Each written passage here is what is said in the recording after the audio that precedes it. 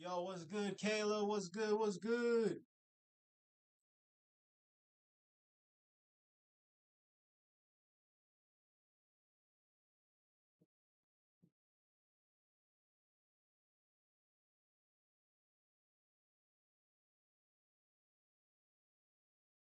Yo, there we go. Let's go, baby. We in here. What's good, Mariza? What's good?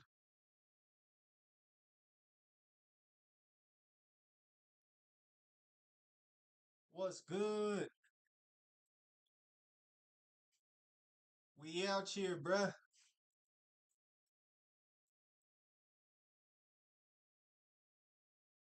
Yo, yo, yo.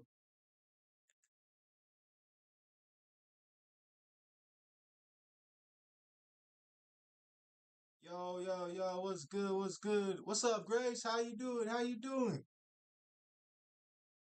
We about to get this podcast started. Let's get it. Um,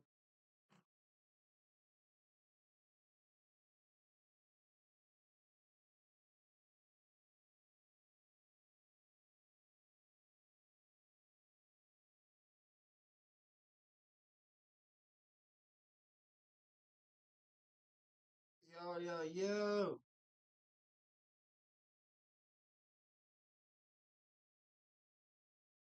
Ah, that's better. What's up, Charlene? What's good? What's good, Scott? What's up, BG? What's up, Camo? What's up, Anna? What's good? Yo, we got a lot on the agenda today, y'all. We got a lot on the agenda. All right. Let's see what we got. What's first up? First up, guys, we got to talk about Nury Martinez, um, former LA City Council or Los Angeles, California City Council president. Um, basically, I think it was last year or 2 years ago, she was called out for where are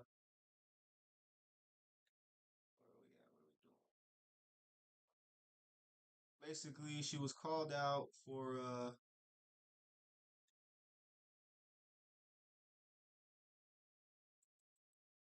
out for racist remarks, um, along with two others.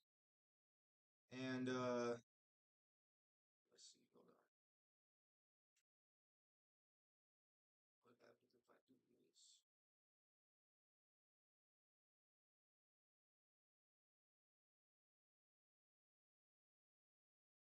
All right, so we on the. What's good? What's good? What's up, y'all? What's going on, y'all? What is the backup plan for when they sabotage the internet? Oh, Johnny Jackie on point, bruh. Yo, go follow Johnny Jackie, man. What is my backup plan? Shoot, bruh. I'm finna shoot. I'm gonna have to think about that, and I dang sure shouldn't be telling it on the internet. What's your backup plan? Yo, Bacon, what's good? Gucci gang, Gucci gang, Gucci gang, Gucci gang. Yo, we're talking about Neri Martinez. Does anyone know who Neri Martinez is? Whew. We got this new article. Man, why? Yo, this is nuts, you guys. This is nuts. So we got the former Democratic City Council president resurfaces in a redder state with a new political outlook on life to match. Uh, Lil Pump figured out the live. Y'all already know, bruh. I couldn't be making no music no more. Ain't nobody want to hear that whack music. I'm out here live streaming. No, we talking about Neri Martinez, guys. We talking about Neri Martinez. Crap. Um, I need this Chrome over here. So she was former city council president. Got basically some racist remarks resurfaced. and she quit. But the thing is that uh she was a Democrat as president, and she quit. But the thing is that uh she was a Democrat as president. So I'm trying to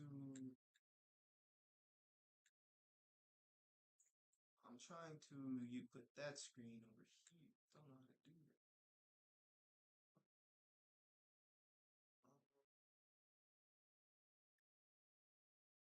that. Let's see. What's it called? What's it called? Um,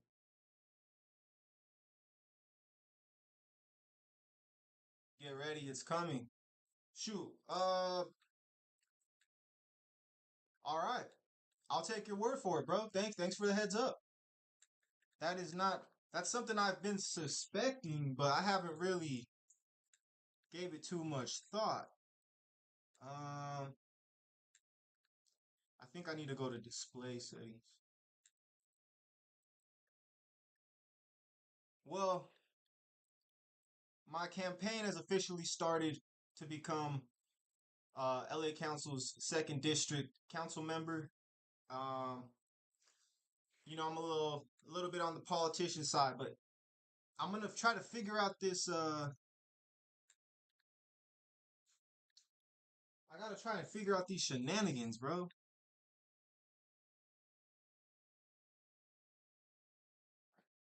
Let's figure this out. Oh, so now that goes over here. All right. Let's see. System, display. Have you talked to your mom and dad when this happens? Shoot, nah, bro. I don't. What? Expand more on this. Expand more. Do you think who do you think's gonna do it? The government? Let's talk about this. This is a good point. Thanks for bringing this up, bro. So, internet shutdown. What should we do?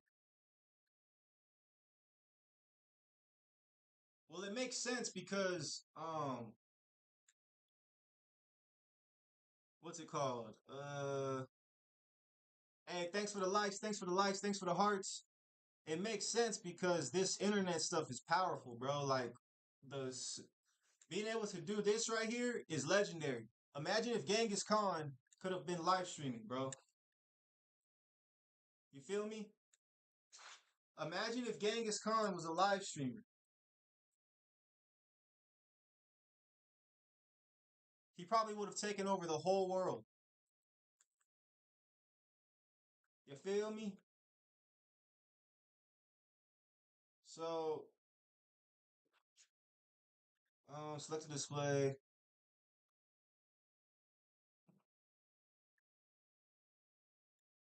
identify, duplicate.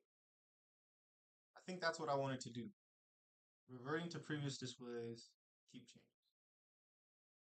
All right.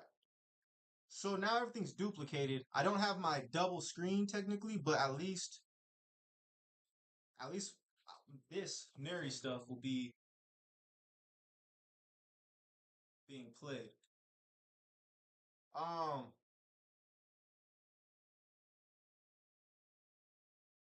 all right, cool. So here we go. Internet sucks. Yes, exactly. That's crazy, bro. Let's see. I don't know. Let's see. All right, what do we all think would happen the minute the internet shuts down? Do you think chaos would erupt? Do you think everybody would go try and buy diapers?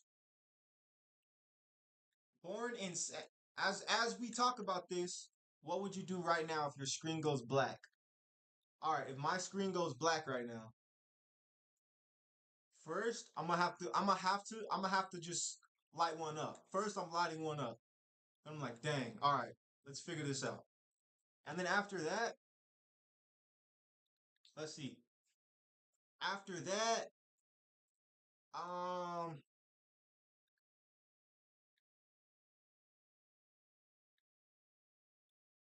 I'm probably going to. I don't know. I don't know, man. That's crazy.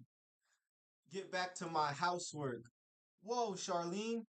That wasn't a very nice comment. You like another one up. Shoot. Bro, I'm going to the grocery store, bro. As soon as the internet goes back black, I'm going to the grocery store. Now, here's the thing. Would you even be able to buy groceries?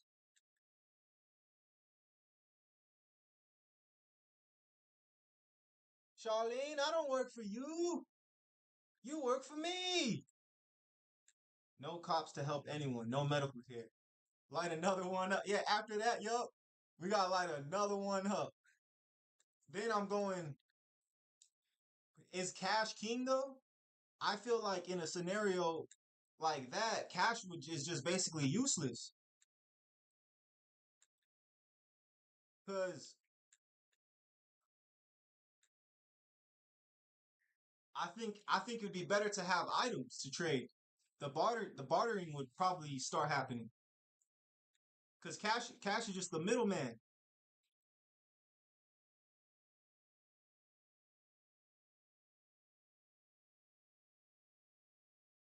I have a lot of food stacked up. I got some food. I would definitely recommend stacking up food, guns, ammunition. I don't have a strap, but I need to get one, bro.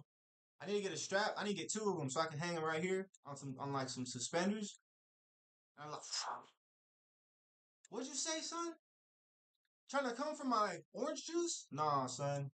These are my eggs, boy. My eggs.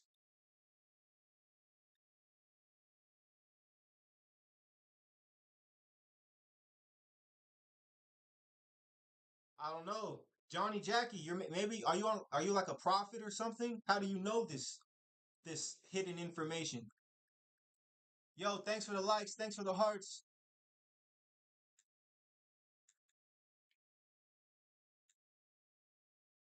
Dang, your neighbors will be coming for your mom and dad's food? Oh, heck no. I'm a, what'd you say? Where are you coming? I'm double tapping, bruh. I'm double tapping.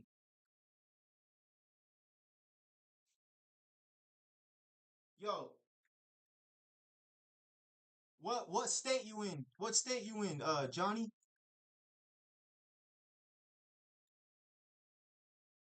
We right here in California, Los Angeles, California. Pittsburgh, Pennsylvania. Hey, we got Pittsburgh in the house. Steelers, go Steelers. Let's go. Hey, you got Troy Polamalu? Hey, I feel that. Papa Joe, that's facts, bro. I don't think it's like all these foreign conflicts are just a distraction, which I don't understand why everybody's not that passionate about their own hometown politics.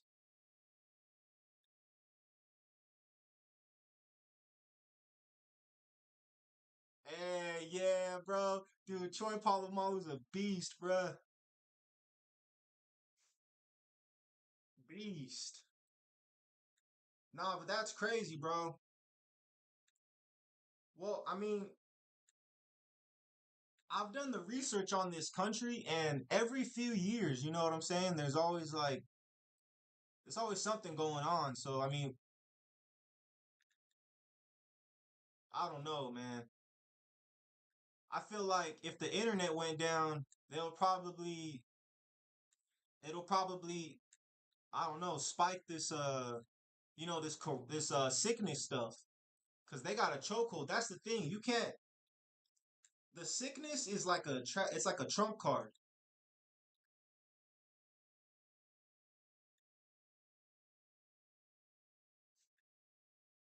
Ooh.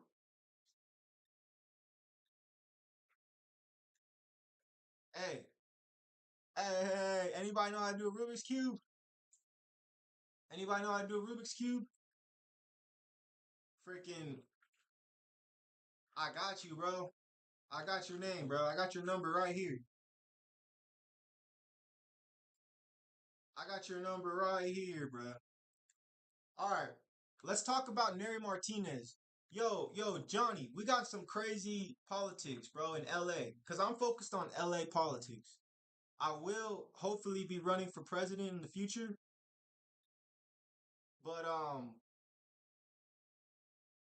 right here in LA politics, we got our own little enough trouble. You feel me? So we had our former city council president got caught spewing racist hate speech. There was only one move left to make for the former Democratic Council city woman Nury Martinez. Find a home in Arizona and reputedly become a Republican. So the city council president, a Democrat, someone who swears by this, swears that they love this city. As soon as she gets caught for dropping the ball, all of a sudden she's gonna move to a whole nother state? Nah, fam. You make me sick to my stomach, fam. Sick to my stomach. Find it. And you're gonna switch Democratic parties? You're gonna switch parties? Not long ago, Martinez 50 was a rising star in local politics. The first Latina to become a city council president. She was making waves out here, bruh. Hey, thank you, goats. Thank you, go yo. Yo, I appreciate that, bro. Dude, I need the votes, man. Let's go. But unfortunately, I would like to technically run as an independent, but I think that the Democratic Party is more in line with where the world is going.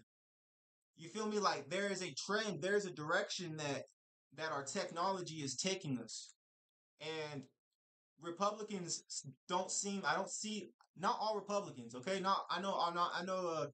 It's not that easy. It's not that simple. There's different type of Republicans, but the typical Republican Party is more of a nationalist type of mindset. As for the Democrats, they kind of understand the they kind of understand um the impending they understand that with the internet, I don't know, I can't talk about before the internet, but they understand that the internet's going to bring the whole world together. And it already has. I mean, we're having a conversation. I'm in my freaking room. You guys are probably in your rooms and we're all chilling, bro. So that's just going to keep happening. It's going to keep happening on a greater scale. And the only, oh, my bad. I didn't see these comments. My bad, my bad. The only problem we are having for the Republicans is the inflation rate. I mean, shoot. Well,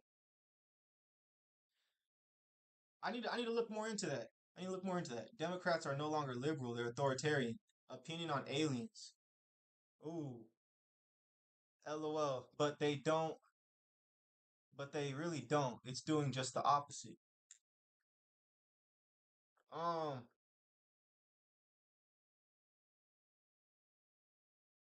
Wait. Papa Joe. Papa Joe. Are you talking about Papa Joe? Are you talking about What are you talking about? Here's the thing. Authoritarian. Who do you think is authoritarian? The Democrats or Republicans? TikTok is doing just the opposite. It does not bring us together. Well, I mean, we're all talking right now. We're able to have a civilized conversation about, you know, uh, high energy topics, taboo topics, and without violence because we're not in the same room. Normally, when people try to have these conversations, it gets heated. But thanks to the technology, it's like I'm on this side of the mirror and you're on the other side of the mirror, and it's like we're having a conversation through the black mirror, and it's kind of magical. Democrats are authoritarian, but Democrats are pro-choice. How are Democrats authoritarian but they're pro-choice? I would say forcing a woman to give birth. That's crazy. Imagine a woman giving birth, bro, and it's because Republicans said she had to. It against her will. I just don't feel I don't feel comfortable with that. Hey, thank you, go yo, thank you. Yeah, here's the thing. Back in the day, all the leaders were young, bro. You feel me? Like, if I'm not mistaken, like Even George Washington, all them guys, they were young. All the kings were young because you gotta do this stuff when you have the energy, bruh. You can't fight battles when you're 40 and 50. You gotta fight battles in your 20s, in your 30s. Democrats, gun bans, censorship. Ooh, I respect that. That's a good point. That's a good point. Hillbilly must not be such a hillbilly after all. That's a really good point. Um, shoot, I need to be able to see these dang freaking comments easier because it's like the comment is so far away from where my eyes are positioned that I can't. It's difficult for me to.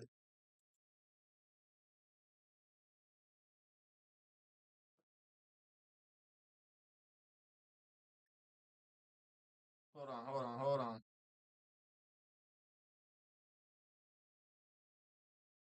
Let me see these comments. Let me see these comments. Where's the comments? Oh, here we go. I got the comments up. I got the comments on the big screen. All right, let's go. Let's go. Let's talk about this. Hold up. Hold up. Hold up. Hold up. You're not Christian. That's why. I mean, explain that, user. So tell me more about that. Why? What does being Christian have to do with that?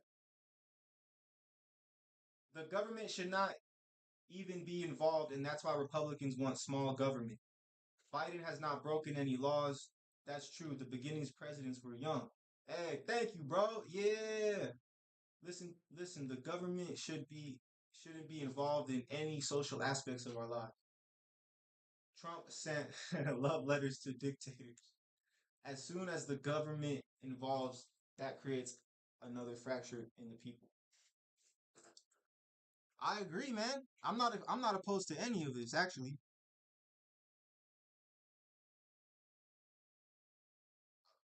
The gun bans, I'm actually I side with the Republicans on that. I think that here's the thing.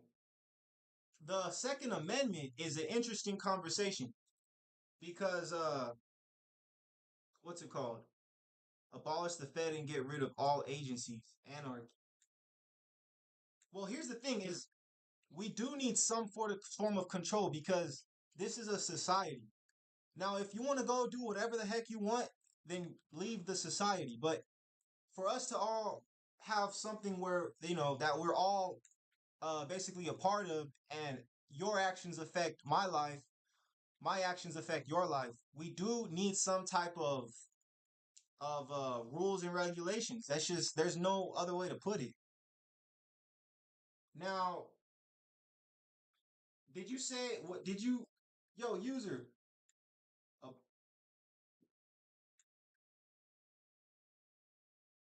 yo, not that long ago, Martinez 50, my bad.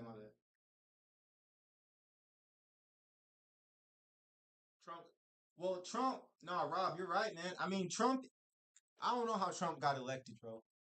Here's the thing. I feel like everybody's so anti-establishment, but isn't it the establishment that voted Trump to president because he lost the majority vote? You sound like you a hay in degree political science. Wasn't it the electors? What does that mean? Go yo, what does that mean? Today's conservatives are infected with changing demographics and anxiety. Those who place little safety above individual liberty deserve neither. Agencies are out to get the people, bro. Look, Operation Northwoods. Hey, yo, thank you, Ram Rancher. I'm gonna look that up. I'm gonna type that down. Gotta type that down, bro. I appreciate all the info. Shoot. What am I looking at? Operation Northwoods. We're gonna talk about it. Um, but that's what I'm saying, wasn't it? Because Trump lost the main election and he got voted to president by the electors. So how is Trump over here fighting big government if it was the government that put him to presidency? Am I wrong? Am I wrong? Conservatives are affected. Yo, Jay Bizzle, thanks for the follow, bro. Appreciate it. Of course, it's your scary world. Same with MK Ultra and mind control. Yo, okay, all right. Yup, I'm on game with that, bro. That's it's real. I was under the MK Ultra uh experimental uh neuralization of my mind and my senses. I seem to be non-biased. Keep it that way.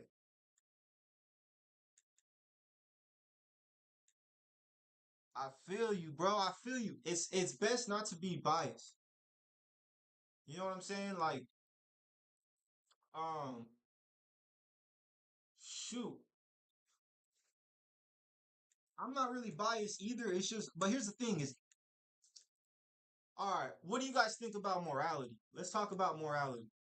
Do you guys, because Charlie Kirk was having this conversation, and Trump basically, where do we get morality from?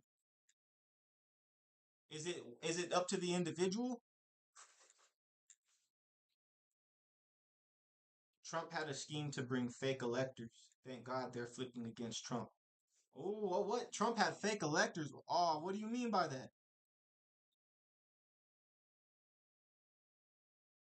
Yo, all right. What's it called?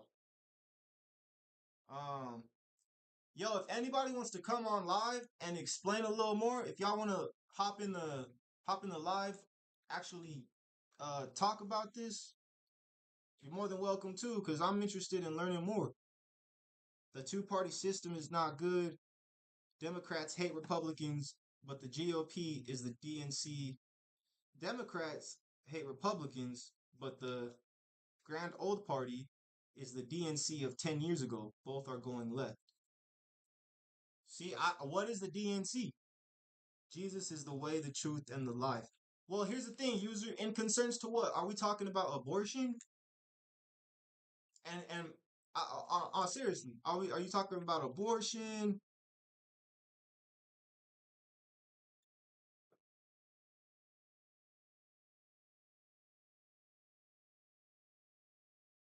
Yo, this is a good chat. This is a good chat.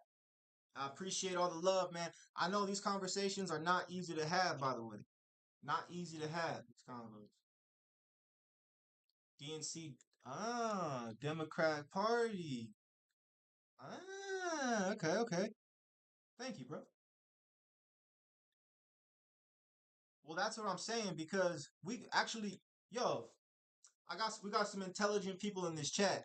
It's giving me hope, bro. It's giving me hope. And you know what? We're gonna talk about this. Where's Lil Pump been?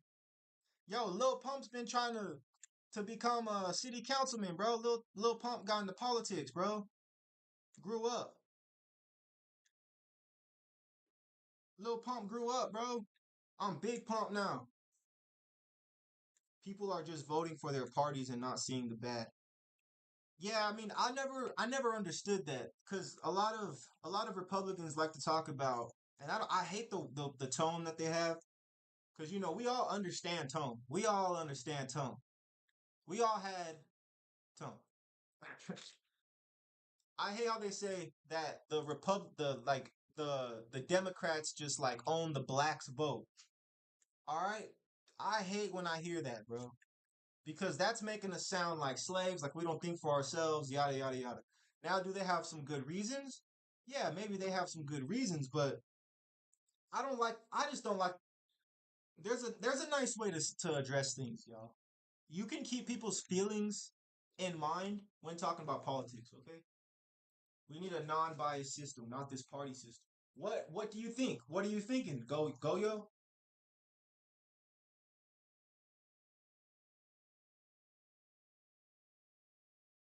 Yo, I like KFC. Turn up. Let's go.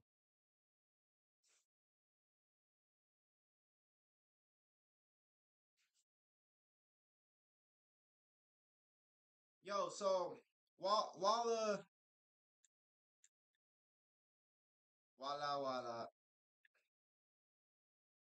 All right, go yo. Let's go. Let's go.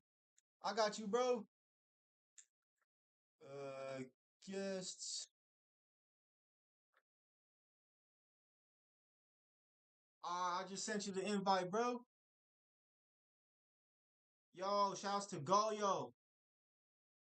Goyo coming through in the stream.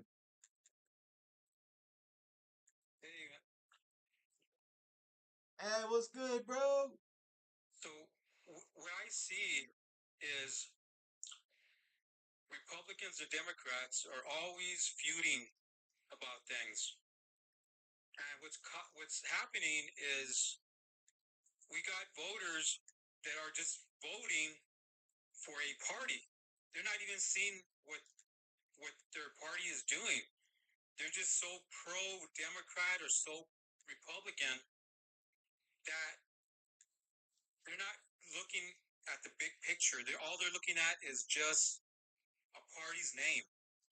And I've seen that many times with people. I'm non-biased. I don't vote. I voted for Trump one time, then I voted for Biden. And if I like that. if Trump votes, I mean, I'll probably go with Trump again next time around because I don't like what the Republicans are doing when it comes to the economy. Our inflation rates are out of control, and something needs to be done. So I'm a non-biased, a rare. I guess I should say I'm a rare non-biased voter. But I see people, including my own family, they are so pro-Democrat.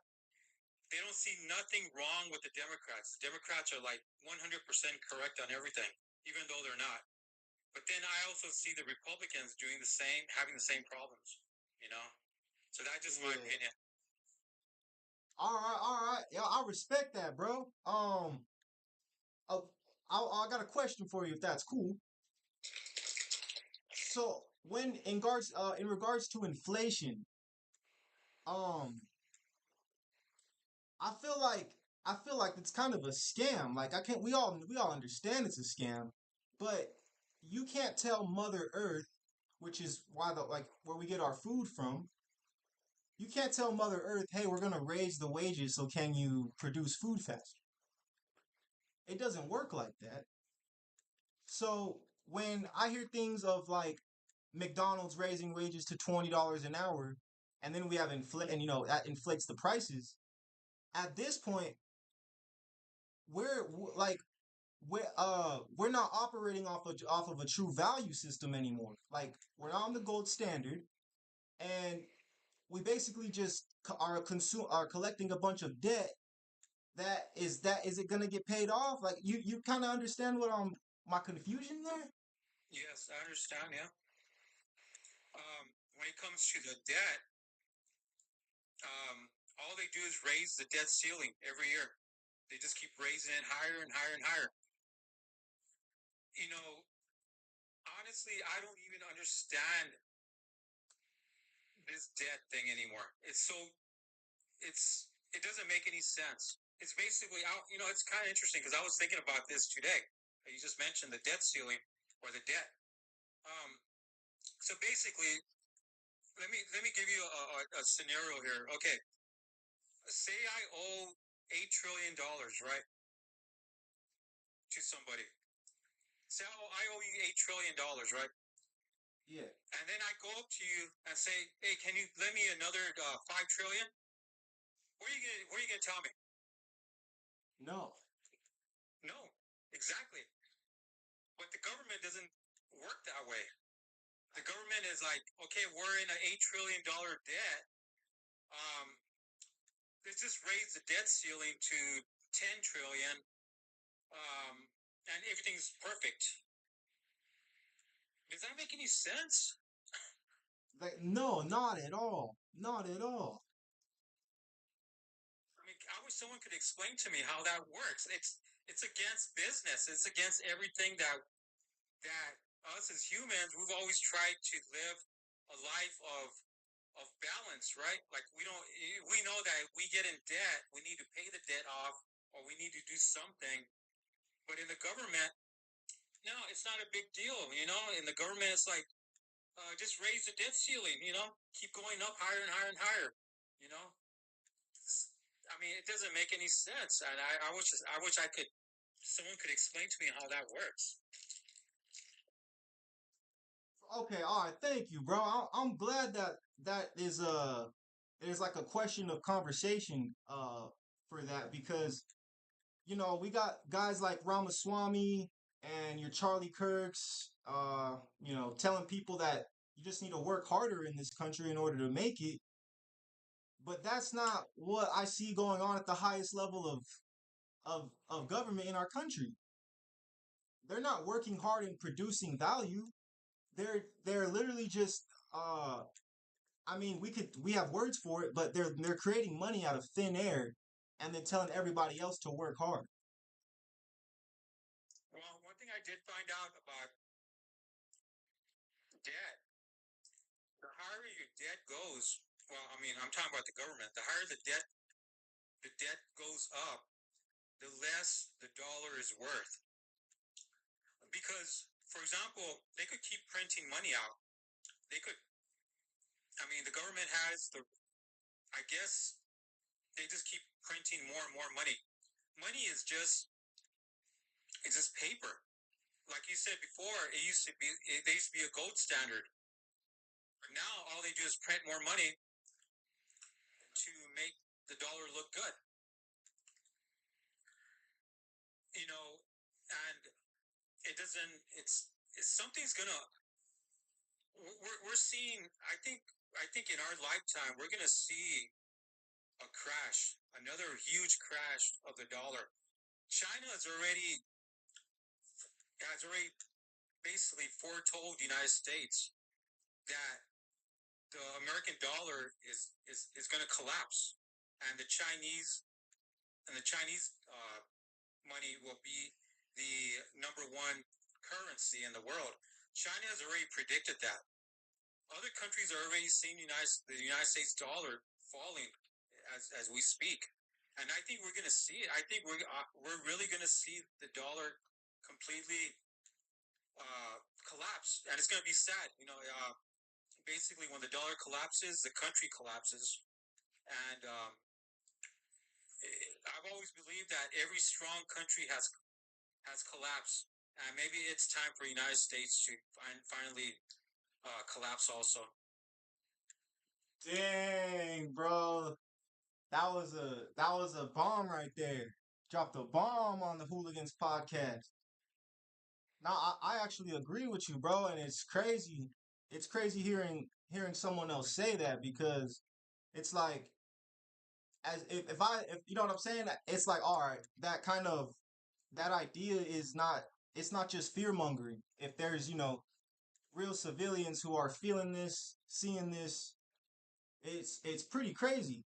And that's what I feel. That's kind of what I wanted to allude to was with this debt. Is like, isn't the only way to solve it is to crash the currency or like, like someone else will take over or I don't know, like because there's no way this is getting paid back, right? So, like what Alex said right there, what are your plans for when this country collapses? You know, if you look at history, look at the history of Rome. What happened with Rome? So, if you look at the history of Rome, Rome was one of the most powerfulest countries in the world. And what collapsed Rome was you're not going to believe. Well, what do you know? What why Rome collapsed? Do you know the reason? No, no. Well, a lot of people think it was because of financial, but it really wasn't. You know Well, what collapsed Rome? This is going to sound crazy, but what collapsed Rome was morality. oh wow, okay, okay. Yep, morality got to what happened is Rome was basically like a democratic country, and it had the freedoms of basically of what we have in America. But the freedoms got taken advantage of to the point to where people thought they could do whatever they wanted, which created this low morality in their country, where people felt that they could do whatever they wanted, and they stopped basically abiding rules and laws. and it's really really could that happen in America, or is are we seeing that happening in America? I personally think we are. I think our morale. You did talk about morality a while ago, which is really interesting. But I do see that morality on top of deficit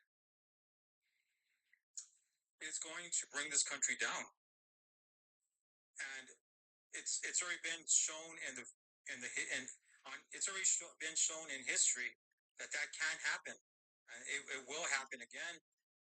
And I think United States we're heading that direction. I mean, I think people have to wake up and see. Look, this is I think our morality has dropped. Our our our money is not worth as much as it used to be worth. These are huge signs that people don't seem to be looking at, or people don't seem to really understand. And yeah, that's just my opinion on that. Oh, thank you, bro. Thank you. Yeah, shoot. Um, yeah, I kind of wanted to say like we all like keep saying that America is the greatest country, and that's a lot of what the Republicans say, and even a lot of people who immigrate here. And obviously, America is great in respective to a lot of different parts of the world, but the segment is starting to change. Like, you can kind of have the American dream anywhere in the world with the internet. And there we go. The internet is what I want to talk about. I want to get your opinion on the internet when it comes to making money because I feel like that's a big problem as well. Like all the jobs are either getting AI'd or outsourced to the smallest degree of like websites like Fiverr. I could go hire someone in India to basically, work for like 20 bucks, 20 bucks a day. Well, that's technology. Um, One thing I will say about the internet is the internet in America, or the free I would okay they just say the internet in the free world is there's really not a whole lot of control anymore. If you go if you would go to a communist country where internet exists, it's very controlled by the government. Um, I guess what I'm trying to say is, um, okay, I talked to my brother. He had a really interesting point on this. He told me that, tell me if this makes sense. Okay, so communist countries are trying to become more free, correct? And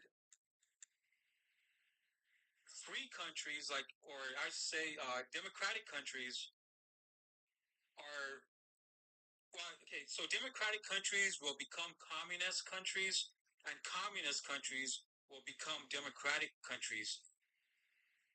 If you really think about that, what I just said, it makes a lot of sense because, for example, we live in a we live in a democratic country, but every year we get hundreds and hundreds of new laws that go into effect. Every year, it's the same thing, hundreds. So, are we turning more communist? Slow? Is it a slow, gradual system that that we're becoming communist in a certain way because we got more and more rules that we have to abide by? So does that make sense that democratic countries become more communist and communist countries become more democratic? What's your opinion on that? Um,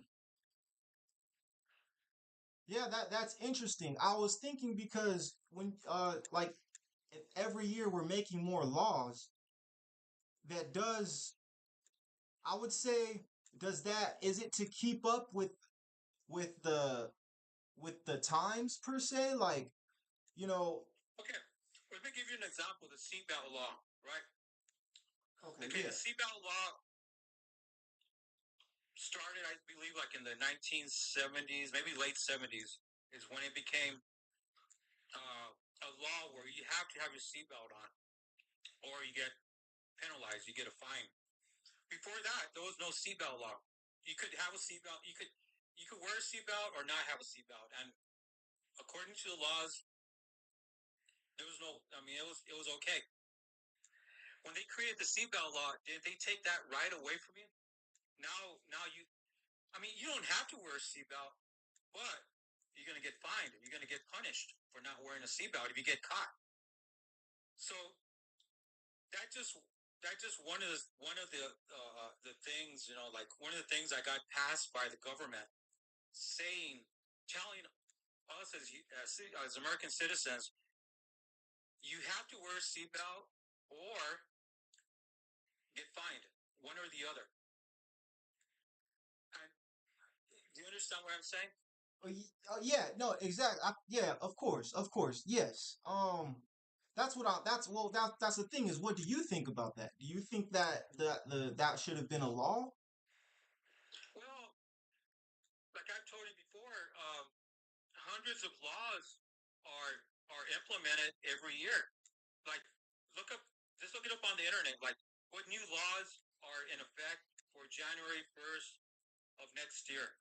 And there's going to be laws on all kinds of different rules and laws that are going to get changed or are going to be created. And I mean, there's a reason for them. You know what I mean? I'm not saying there's not a reason for these laws and rules to be created. But what's Right. happening is we got to be careful because every time a law and a rule is created, it's taking someone's freedom away to make it. So basically, if you don't follow the rules and the laws, you're gonna get punished. And think about, isn't that the same way communist works? Communists, the government controls the people in a communist government. The people don't control the government. So the more the government is controlling the people by laws and rules, you're becoming a form of a communist government. Am I saying communist is bad? No, I'm not. I'm not. I would never say that communist is a bad system, because in many ways, communists can really make a country very strong. Look at what's happening in China. China is. It's very possible that China is going to be the number one currency in the world. So anybody that says communism is a bad government, well, they're kind of lying to themselves, because look at the economy and the growth of China, how powerful they are, even military wise. So That's again, that's facts. just That's my opinion. facts. Oh man. Oh no, that's interesting. Thank you, bro. Thank you. Yeah, because I'm trying to think about that myself. Because it's like before that, if before cars were invented, there was no need for a seatbelt law. But then it's kind of like the either the freedom of speech or the right to bear arms is like, isn't death and people dying a part of that's kind of the consequence you pay for freedom and owning guns and driving cars? Well, freedom. I love America. I serve in the military, and I love this country. Thank you, bro. But Thank I you. will say something about freedom. Freedom is great to have, but it gets abused. It's constantly getting abused, and that's why these new laws and these new rules have to go into effect. For example, the freedom of speech. Do you really think you could say anything you want anytime you want? No, No, no. you cannot. You're restricted on what you. Yeah, they say freedom of speech. That doesn't mean you can do and say whatever you want. You're restricted on what you can do and what you can say and what you could do. So really, do we have a total, like, they, like, is our democracy in America a total free system? It's not. It's not a total free system. We are more free than than communists. I will agree with that. But I think we're slowly becoming communists in many, many ways, and we don't even know it. It's kind of like boiling the. Remember that thing with the frog? When you boil a frog uh, slowly, or when you heat up the water slowly, the frog won't know that he's dying, or Yeah. something like that. So in a way, that's kind of what the United States has done to people. Um, I would say back in the '60s, we didn't have as many rules and laws as what we have now. We don't really. I guess we have to okay, like I said with the seatbelt law, Yeah. we've adjusted to the seatbelt law. So as we get in a car, we put our seatbelt on, right? It's like second nature. Right. Um, Right. yeah. So I guess we adjust to all these new rules and laws, but at the same time, I believe that our freedoms are slowly being taken away. Also, Now I feel you on that. It's definitely like the frog in a pot thing, because it's like little by little. It's not like all of all these laws at once. Cause I mean, even with the the checks that got sent out, I feel like that was a little communist play. so okay, there's another point I was going to get across. So if we are gradually turning communist, or if we're gradually turning into a communist country,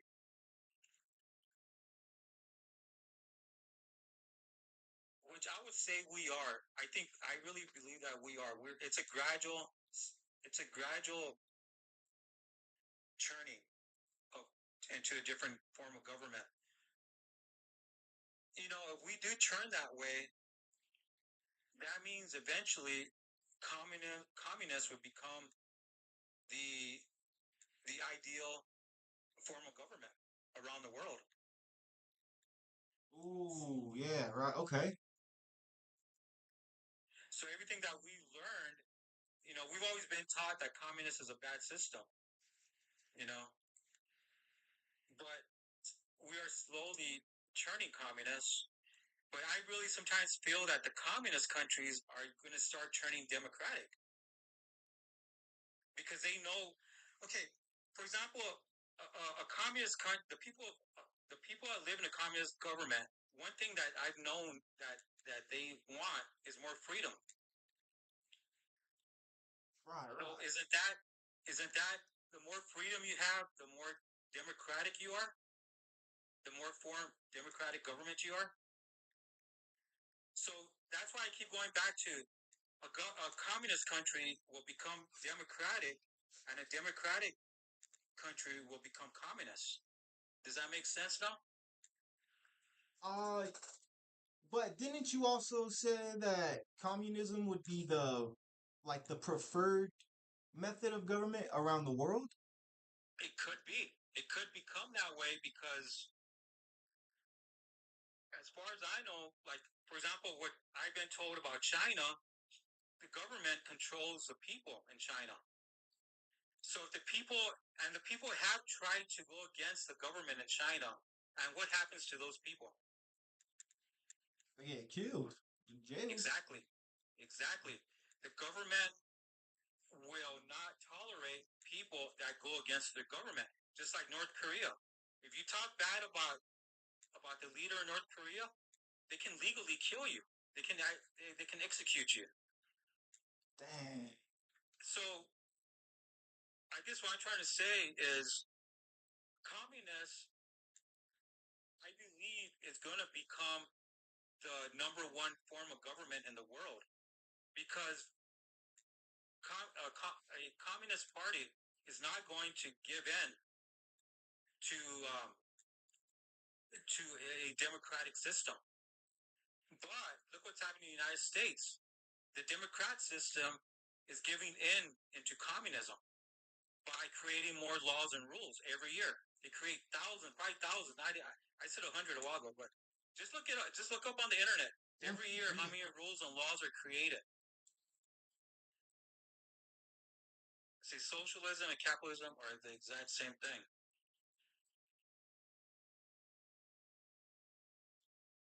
Mm, Okay, so how? that's interesting. So this guy's saying socialism and capitalism are the exact same things. In a way, I kind of like that statement. It is very well we eventually become all one world, and now you got this thing called what's it called that one world thinking or whatever. Is it possible that say 20, 30 years from now, there's not going to be no form of government no more? It's all going to become a one world society. Could that really happen? It kind of sounds like, in a way, even this guy said socialism and capitalism are the exact same things. I don't know. Since I guess other people are kind of thinking the same thing too. Are we going to go into a one world currency? Is it actually a good system? I kind of wonder maybe it is a good system. It might not be bad. Yeah. But the thing is, what is it going to be? We always fought. Humans have always fought for democracy and communism, right? We've always said that communism is bad, right? We've always been taught that communism is not a good system. Yeah. We've always been taught that, you know. Because I also heard the argument of, well, in a communist society, no one's really encouraged to work harder because you can't gain by working harder. Well, you're regulated from the time you're born. Again, this is all just information that I've been told is from the time you're born in a communist country, you are going to do basically the government owns you. They're going to tell you what kind of work you're going to do. So a lot of times, like for example, if your dad was a farmer, you're going to probably be a farmer. Or if your dad was an engineer, you your son's going to be an engineer. That's what I've been told about how communist countries work. But one thing I have also heard about communist countries is, like for example, in China, there's no unemployment. Unemployment doesn't exist. So, like, everybody has a job? Everybody has a job because you're born basically to have a job. So, Oh, like I shoot. say your dad is a farmer, and you have a son. That once your dad passes away, you're gonna take over that farm as a son. So everyone always has a job. There's always a job that everybody has. So that's a positive thing, right? Yeah. Yeah, I would say so. Because everybody is there's no what's it called? Everybody is giving into the government, you know. So if everybody's working, a little bit of that money is going to the government. Not like in the United States where you have a homeless situation or unemployment at 7%, I think, something like that. Um, which is high. I mean, 7% of a million people. Just say a million people.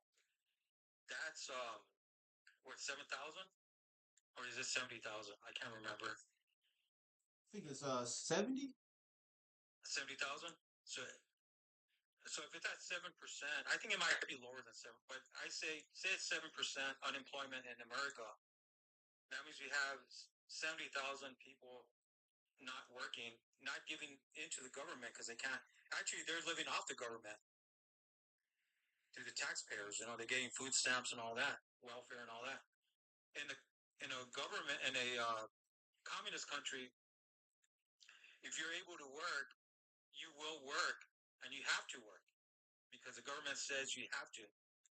You don't have no choice unless you're, of course, like handicapped or you have a you know you have like a mental problem or something like that. Then yeah, I guess I don't know what happens with those people.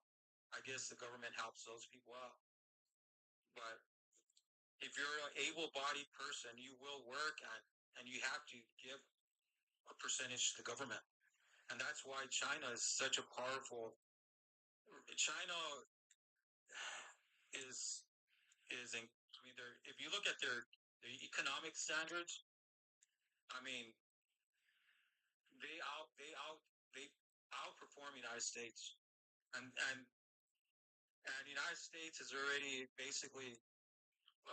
I mean, China's already told the United States they're in a way they're trying to help the United States to try to get our economy back online by using like a scare tactic, like saying that we are going to be the dominant uh, uh, world power when it comes to the economy. You know, and like it or not, if the United States doesn't see that or doesn't hear it or looks the other direction, well, I guess we're doomed. You know. Right. Yeah, man. I mean, are you familiar with BlackRock? No. It's like basically if I'm remembering correctly, it's a Chinese based company. Or China has a lot of a lot of pull in it. And basically that company BlackRock is like buying up all the real estate in the US. Yeah. So it almost seems like the US is just selling its the US to China, and then it starts to make sense because of how this country was even founded, which it's almost like this country is, Great Britain Part 2. So it's like they just came over here, you know, and drained the land of its resources and then sold it to China, in a 500 Well, year span. I don't know if you're familiar with the Long Beach naval port. There was a big Navy port down in Long Beach. Well, they decommissioned that base, that whole military base, the Navy base. They got rid of it during the drawdown. Government, United States was trying to save money, so that was one of the military bases, military ports that they got rid of. Guess who bought it? BlackRock? Chinese bought it. I don't know if it was BlackRock, but the Chinese bought that port. They own Oh, that port in shoot. Long Beach. Can Americans buy land in China? I don't think so. No, we cannot. But Chinese sure can buy land in the United States. Dang. Wow. Okay, okay. Um, There's a check this out. When I was living in San Diego, there's a hotel, a huge hotel. It's called Hotel del Coronado. It's in San Diego. You can look it up on the internet. oh shoot, I'm from San Diego. I know Hotel Del. Okay, Hey. so Hotel Del was sold like I think it was like 5 years ago. They sold that hotel. It's an Wow. iconic hotel, right? Yeah. Guess who bought it? The Chinese? Chinese bought that hotel. It's Chinese property. Oh crap. And that's no bull. Look it up on the internet. The Hotel del Coronado was sold to a Chinese company. That's big. That's like dang. Oh wow. You know, you Bit see too how much. you see how wrong, you see how bad things can go in America. I mean, I understand it's a private owned property, right? It's not government. Hotel Del is privately owned, and and I guess basically, if you own land in America, you could sell it to whoever you want. If you want to sell it to someone from Mexico, you could sell it to someone from Mexico. If you want to sell your land to a Chinese company, that's your right. You know, Ah, I see. in China, actually, even in Mexico, you cannot buy land in Mexico. You have to be a citizen of that country to purchase land in Mexico, just like in the Philippines. I know the Philippines really good because I was stationed there. In the Philippines, nobody can purchase land there unless you're a citizen of that country. But in America, anybody could buy. You could sell your land to anybody, or anybody can buy your land. It doesn't matter what country they're coming from. Even a communist country, you know. And talking about that, Oh, you know that. my bad, bro. Do you know how we could get other people in here as well? Oh, I'm trying to get PJ in here. PJ said, "How could I join?" oh, PJ, do you have 1,000? You have to have 1,000 followers. Does he have 1,000 followers? Oh, okay. I don't think so. Nah, nah. Yeah, I think minimum was 1,000. Oh shoot. All right, all right. Thank you, bro. If anyone else wants to join in, I could get multiple people in here. I'm really enjoying this conversation, so thank you, bro, for being on the live as well. PJ, go ahead and just type your stuff in. I like listening to your opinions. Yeah, thank you, PJ. Thanks for the love. Throwing some roses. What's But up, again, Kevin? What's up, but again, Brian? it goes down to our freedom. It goes back to our freedoms. You know, if I own 1,000 acres because it's my land and it's not government land, it's my personal land. If I want $20 million for that 1,000 acres, whoever gives it to me, I don't care where I get it from. I could get it from Mexico. I could get it from China. I could get it from any country in the world. As long as they pay me the $20 million, that's their land. Again, freedom, right? Right, right. That's our freedom. In China, not even China, just in Philippines, for example. Philippines will not sell you land if you're not a citizen of their country. You have to be a citizen. You could buy a condo because it's not real land; it's a condo, right? But you cannot buy land like true, like it's called real land. You cannot buy real land in the Philippines. So freedom is vulnerable. It is. It's very vulnerable, and it's very.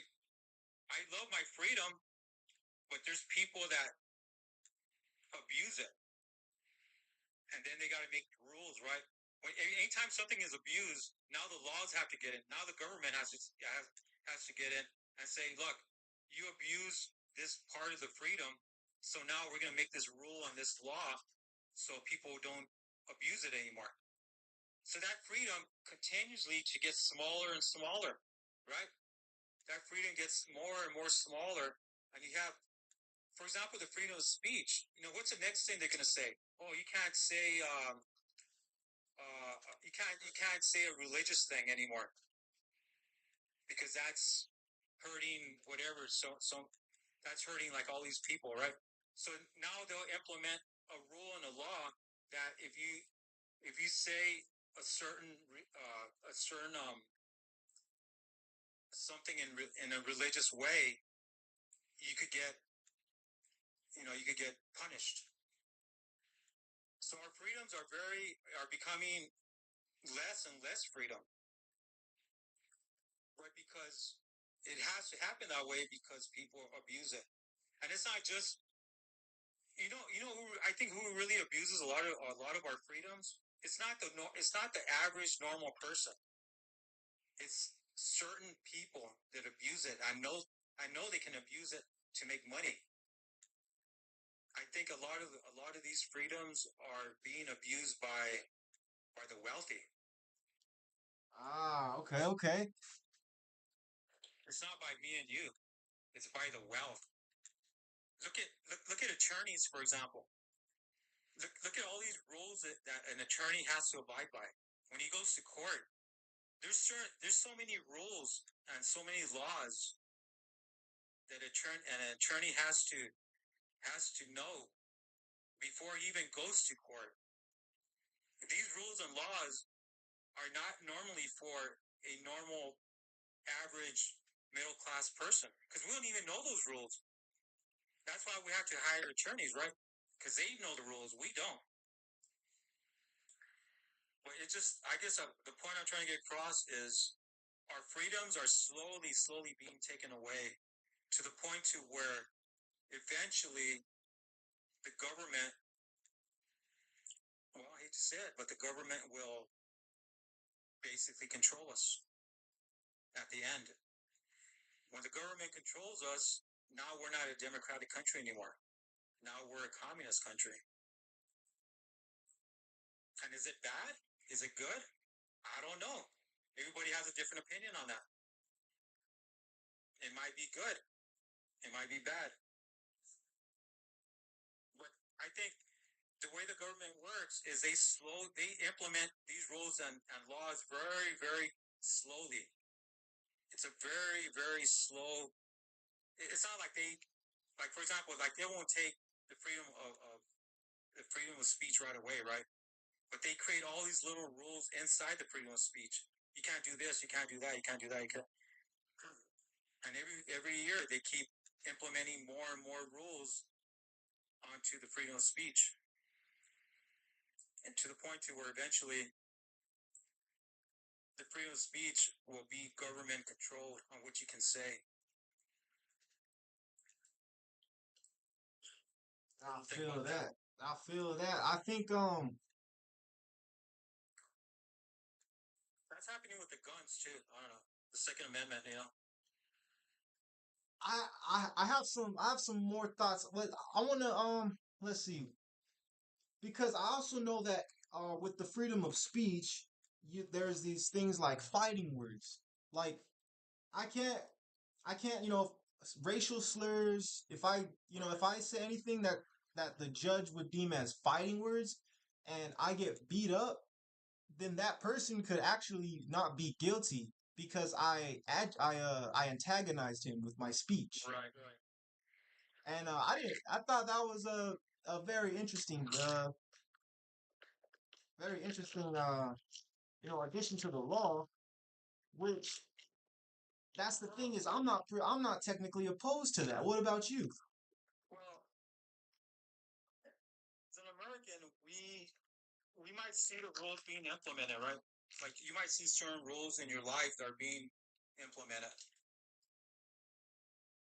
but in 10 years, that rule will still be there,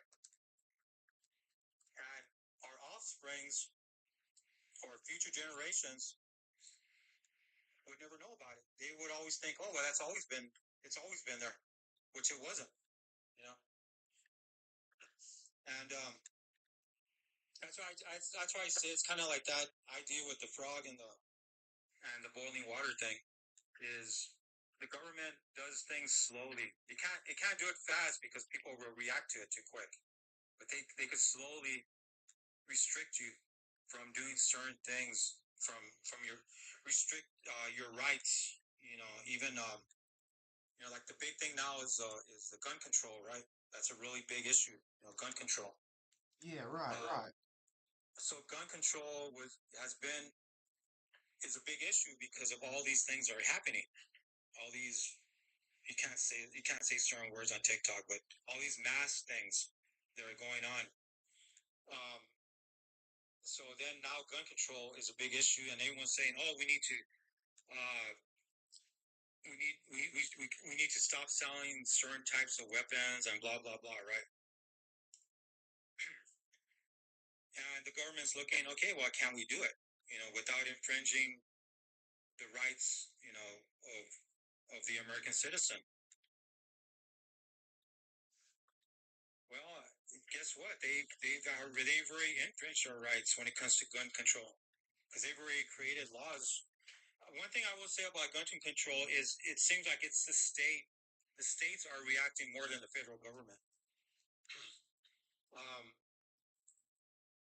for example, in New Mexico, one thing that they've done is I don't know if you heard about it, but recently the governor of New Mexico uh, made it illegal to carry a weapon in Albuquerque. In the city of Albuquerque, you cannot carry a weapon, and that even a legal weapon, even if you legally have that gun, you cannot carry it in the city of Albuquerque, and it passed.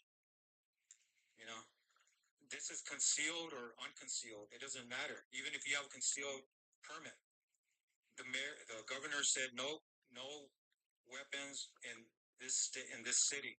Only in that city, not in the entire state. But look at the power she has, and it went through and it passed. And to this So, day, well, I'm just saying, that's before you're able to carry a weapon as long as you had a permit for it. You could carry a weapon, concealed or unconcealed, because New Mexico is an unconcealed state. It's one of those states where you can actually carry a gun uh, as long as it's shown. Unless you have a concealed permit, then you could carry it, where it doesn't have to be where it's concealed. But New Mexico is a unconcealed state. With so like, governors and my bad, bro, my bad. So like, do you mean, um, like there's no weapons allowed even in the house or just carry like outside? you cannot. Yeah, you could have it in your house, but you cannot carry it as as soon as you leave your house. Uh, you cannot have it with you in your vehicle or on you. It has to stay in your house. Wow. Okay. Okay. Dang. And she said it, and the reason she said that was because Albuquerque has a big problem right now with um with shootings, I guess, and she wants to put a stop to it. Well, here's the. But Yeah. Oh, my bad, bro. You keep going. but she said that it's considered an emergency request, and it passed. The state of New Mexico passed it.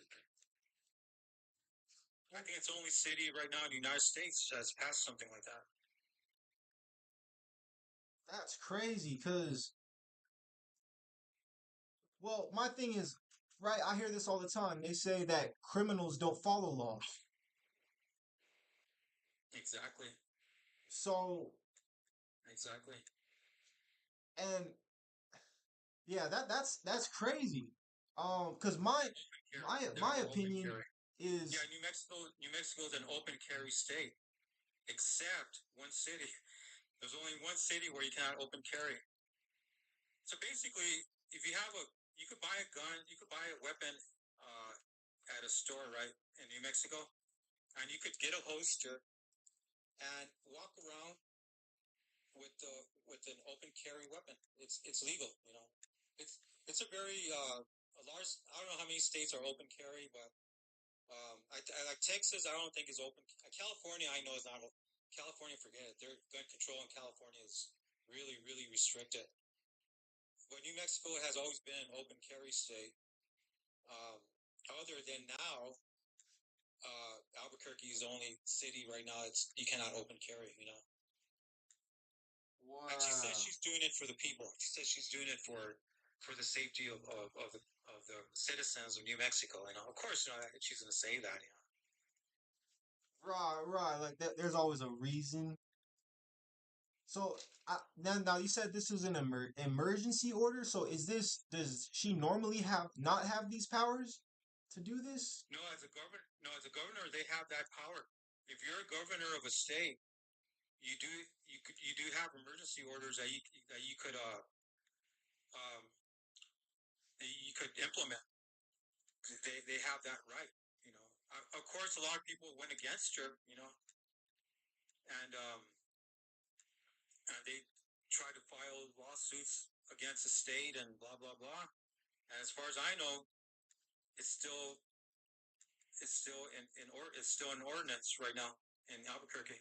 They haven't lifted. I heard they're planning to lift the ordinance, but as of right now, it's still in effect, and they haven't lifted it yet because it's considered an emergency order. You know, but now, Dang. to me, what's crazy is Albuquerque is a high crime city. It is. But if you compare it to other cities around the nation, it's nothing. It's really nothing. I mean, if you look at the crime rate in Los Angeles to New Mexico does all of Los Angeles, basically, New Mexico has a population of Los Angeles. New Mexico is a very low populated state. And I don't know why they would implement something like that, you know, but they should do it. I don't know. Who knows, you know? I guess you had her reasons, you know. But as far as I know, right now, this is the first city in the United States where a governor has done something like that. Yo, let's get some likes in the chat. Let's get some likes in the chat. Shout outs to Go, yo. Thank you, bro, for being in here so far. So I just wanted to liven up the chat. But to your point, it's interesting because the Second Amendment isn't so a citizen can protect themselves from another citizen. It's so the citizen can protect themselves from the government. From the government. So it's like, how is the government that like basically the agreement that we had is that I can have my weapon just in case you want to go to war with me. Now the very people are telling me I can't have my weapon. That's crazy because even to, I got some thoughts on this. I got some thoughts on this because and it's interesting. So originally in the Second Amendment, it says the people something like they shall have the right to form a militia, blah blah blah blah blah. The government shall not take a right away the people's right to bear arms. And so I was researching that this is interpreted as in two ways. That one is meaning this was actually only intended for militias. So this is meaning that the people have a right to form a militia and bear arms that way, which I heard eventually the militias got turned to the National Guard, which is kind of like, isn't that still like the government? But anyways, so it's like, here's the thing. Back then, they only had like muskets. So they like if the government was gonna try to go to war with me, all they had were muskets or whatever. But nowadays they got, tanks, airplanes, all the craziest technology. So if me just having, you know, a non-automatic weapon, how am I supposed to defend myself against this government that's coming with tanks, AR-15s, and all that? Like it counts unreasonable, but it's like if we really want to follow what that amendment was saying, then the citizens should have access to the same tech as the government, or they won't be able to defend themselves. What do you think about that? Ugh. Yeah, that's a really big that's a really big issue there, no doubt. Um,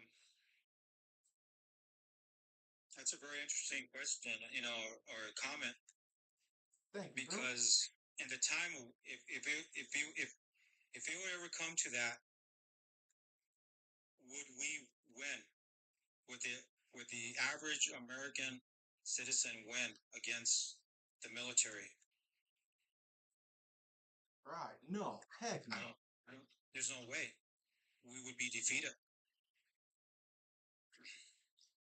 Um,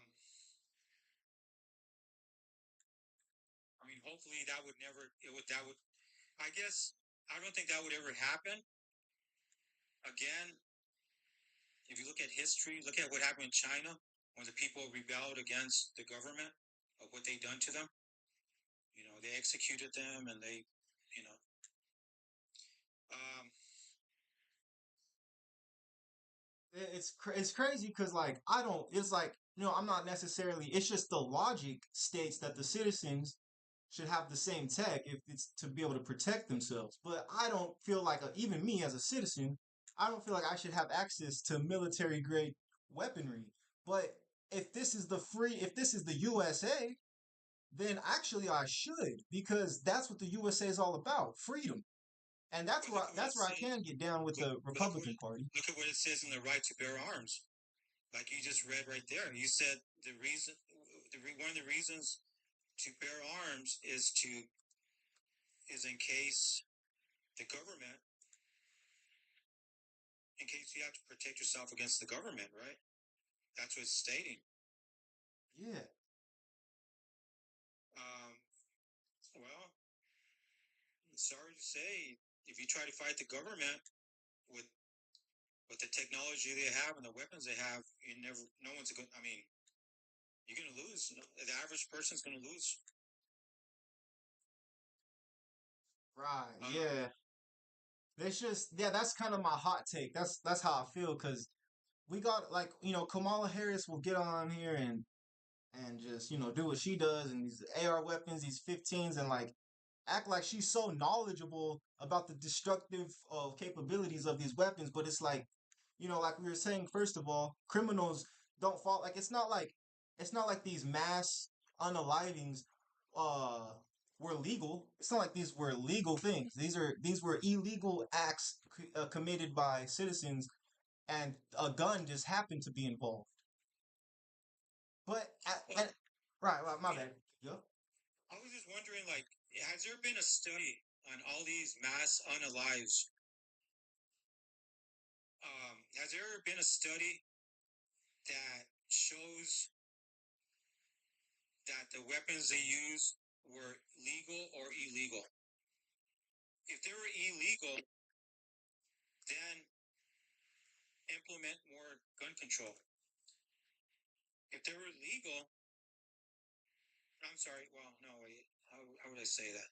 So if they want to implement more gun control, they need to find out first that how these things are happening. Are they happening through are these unalive incidents happening through legal weapons or illegal weapons? Right. Okay. Okay. So this guy says didn't have a gun problem until the 1980s because we knew right from wrong. Okay, there you go. That has a lot to do with what we were talking about a while ago. We were talking about morality. What he just says there, what he's just said there, because we knew right from wrong. And now someone else says they don't even pass a policy that prevents mental ill people from owning a gun. See, that's again gun control. Well, we need to talk about like I like to talk about mental illness because Okay. uh, the term mental illness is just a generalized statement. Like it's not it's used in the context as if it's talking about something specific, but I mean mental illness just means that your brain isn't well, right? Yeah. So and my thing is with these mass unalivings, they love to say that these guys have mental illness, but it's like if you're coherent enough to do an act like that, you have to be you have to be very like your brain is fine if you're able to do that. I feel like uh it's just pure hatred. It's a pure hatred act. Nobody is a victim when they do something like that. Well, Thoughts. I don't know. That's a very mental illness and these unalive what do they call it shootings, unalive mass shootings, um, and mental illness. I mean, both of those go together. And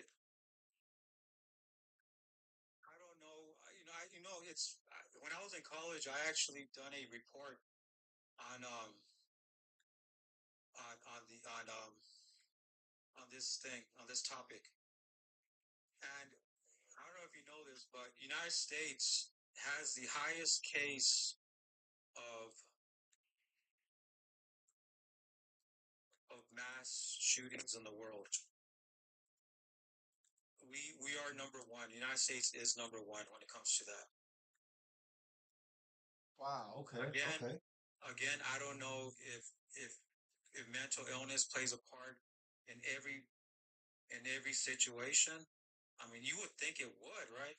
Because the average person is not going to want to do something. I mean, I don't think if you're a normal person, you're not going to wake up in the morning and think about that. So I would say they all have mental problems.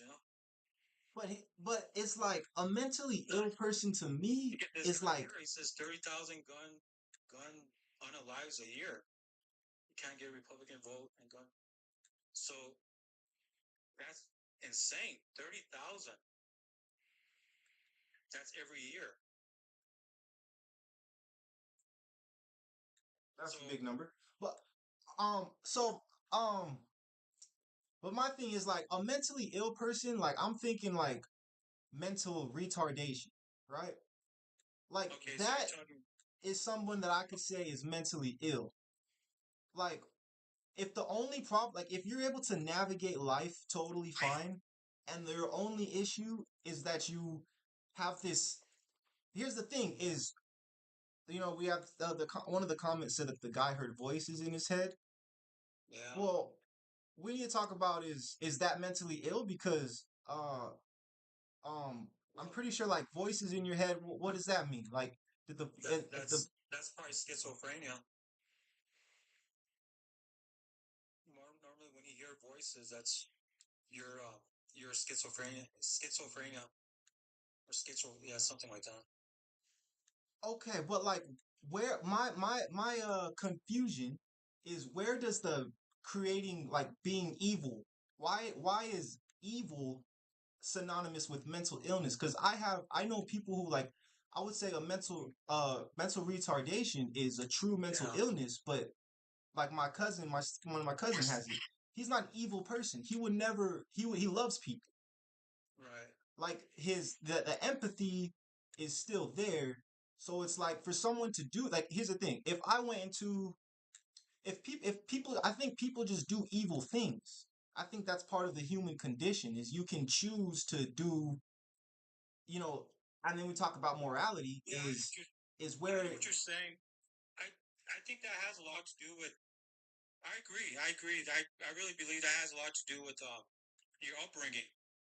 So you could have a mental illness and like still be a good person, or you could have a mental illness and be a bad person, right? right, And right. I believe that's to do with how you're raised. You know, um, for example, there's a lot of schizophrenia. I can't never say that in the word, but schizophrenia. There's a lot of people that have schizophrenia, and not all of them are bad. I mean, there. I mean, I even saw some on YouTube where some of these people are going to college. They got degrees. They're schizophrenic. You know, they got schizophrenia. You know, um, and then you got like these other guys that do these mass unalived shootings, um, that claim that they're schizophrenic, and that's why they done it. So yeah, I don't know. You know, I'm not a psychologist, so I couldn't really tell you why some of these people have really bad thoughts and others don't. You know. Thank you, bro. Thank you. Yeah, that's something we'd have to talk to like, get more like an expert. Spiritual.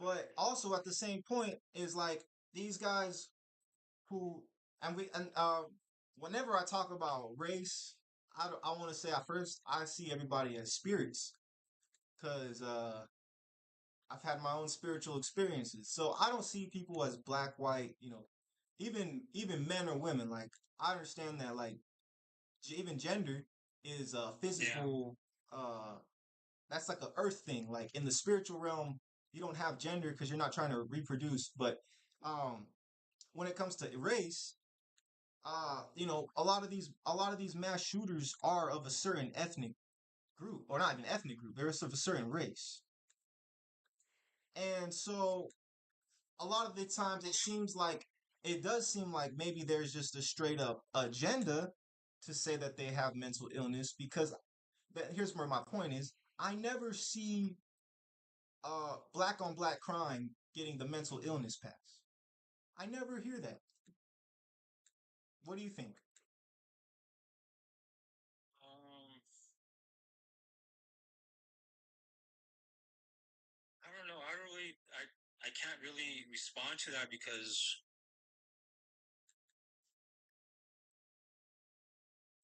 you're saying like from one race. to the same race as a hate crime? Yeah, like basically Like the same, not like the same necessarily a race? hate crime, but just like with, black guys killing each other, black, gang violence. Let's say gang violence. Yeah.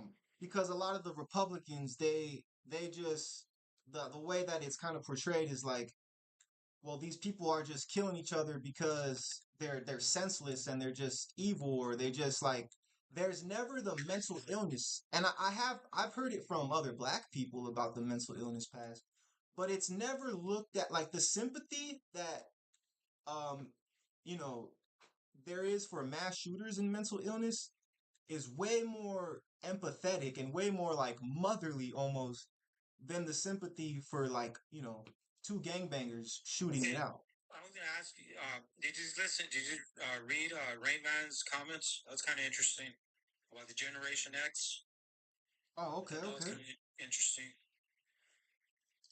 So he's saying that back then, back kids have been raised very different compared, back then, Facts. uh, back in like the 70s, maybe even not maybe 1980s. Um, you could spank your child back then, and there was no though you didn't have to worry about anything. Like you didn't have to worry about getting in trouble. It was pretty well a normal thing where you could spank your children and to teach them when they're doing the wrong thing. Then now he said what they're doing nowadays is you can't do that no more. If you spank your child now you're considered you're going to be um, you're going to be a bad parent. So what they do now is like he said, they put you on they put the kids on medication and a timeout. Actually, actually, you know what? I don't think you could even put kids on a timeout anymore. I took a child development class in college, right? And this came up one time about the timeouts. You know that in child development, I was we were told that if you put your kid on a timeout, like you put him like in the corner or whatever as a timeout, it's actually could be considered child abuse or a form of child abuse. What? Um, this is the way you cannot. Raymond is right about saying you cannot even touch a child now. Um, you have basically there's nothing you can really do. You just gotta let them. I guess you could talk to them in a casual way or whatever. I guess you might say. But you won't believe how much I learned from this child development class I took because I was trying to get a degree in social work. That was gonna be my degree. Nice, So nice. I had to take a lot of these classes, and even the students there, they were like, "What the heck? You can't even put your kid on timeout anymore." And the professor was like, "Nope, you cannot. You cannot do that no more. That's not the way you raise children anymore." Being What that the professor never even had children. This Wow. professor did. This professor never even had children. But she's going by the book. She's going by what's written in the book, right? Right. But could this be causing a problem uh, with adults now? These same children that were not disciplined correctly, are these now the adults that are causing problems? Is it possible? No, that's oh, You sorry, know, bro. this. Yeah, that's actually a interest. That's probably a big part of it as well, because yeah, like the children are growing up. We all grow up into adults. A lot of the times when we talk about like children, we're talking about them as if they're like a different species of human. Like they're just these young creatures forever. Like no, that was us. We were the children. Um, Yeah, so I think yeah, a lot of it is how you were raised. Like even when you were saying about the mental illness, um, yeah, like some people who have mental retardation are probably, they're nice because they have nice family. These people who, the school shootings, maybe, we could talk more about the family, but yeah, I mean, shoot, I got beat as a kid. Do I think I don't know. That's the thing is I don't know if it helped or not because here's the thing Well, is like you was can it look the at you can whooping? look at yourself as an individual. For example, with me, yeah, I was brought up in a where I got spankings and I got whips, things like that. And I look at my life now. Um, I didn't get in trouble with the law. I stayed away from the law.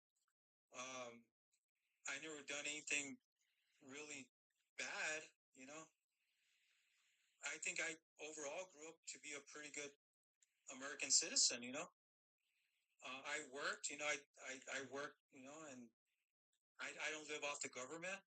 So I think overall I turned out pretty good. And I don't know if it's because of the spankings. Maybe I don't know if it's that's the reason, but um, there there has to be a reason why people grow up a certain way. Like you said before, why do people grow up to be bad, or why do people grow up to be good? You know, I've always believed that 90% of the reason why you grow up to be a bad person or a good person is because of your family upbringing. Your family upbringing is so important. It is so important. And I put it even at 95%. How your family brings you up is who you're going to be. If if you're growing up in a family that is not a good family, say you grow up in a family that has a lot of drugs and a lot of alcohol and a lot of just bad things. Well, guess what's going to happen to your children? They're going to grow up the same way. you know. But if you grow up in a family that has, I mean, there's no perfect family, but if you grow up in a family that has a lot of goodness in them, there is good working family, good hard working family. Well, you're probably going to be a hard worker too, and you're going to be a good person in life. So I really believe the the family, how you grow up, how your family brings you up is, or how your parents bring you up is how you're going to turn out to be in life.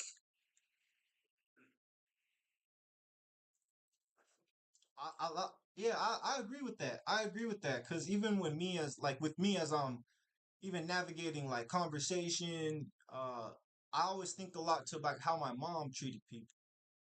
Um, I had a stepdad, so I wasn't really too close with my pops, which you know, whatever issues there. Um, but the person that I was close to was my mom, and she's like, very empathetic woman. She puts, others before herself. So I always kind of am trying to either mimic that or take the good from it when I'm Yeah. when I'm living my life. Um, Like so Rayman yeah, said there, the positive influence in the home is where it starts. I I agree with them 100% on that. You know, and what happens with these people that do bad things?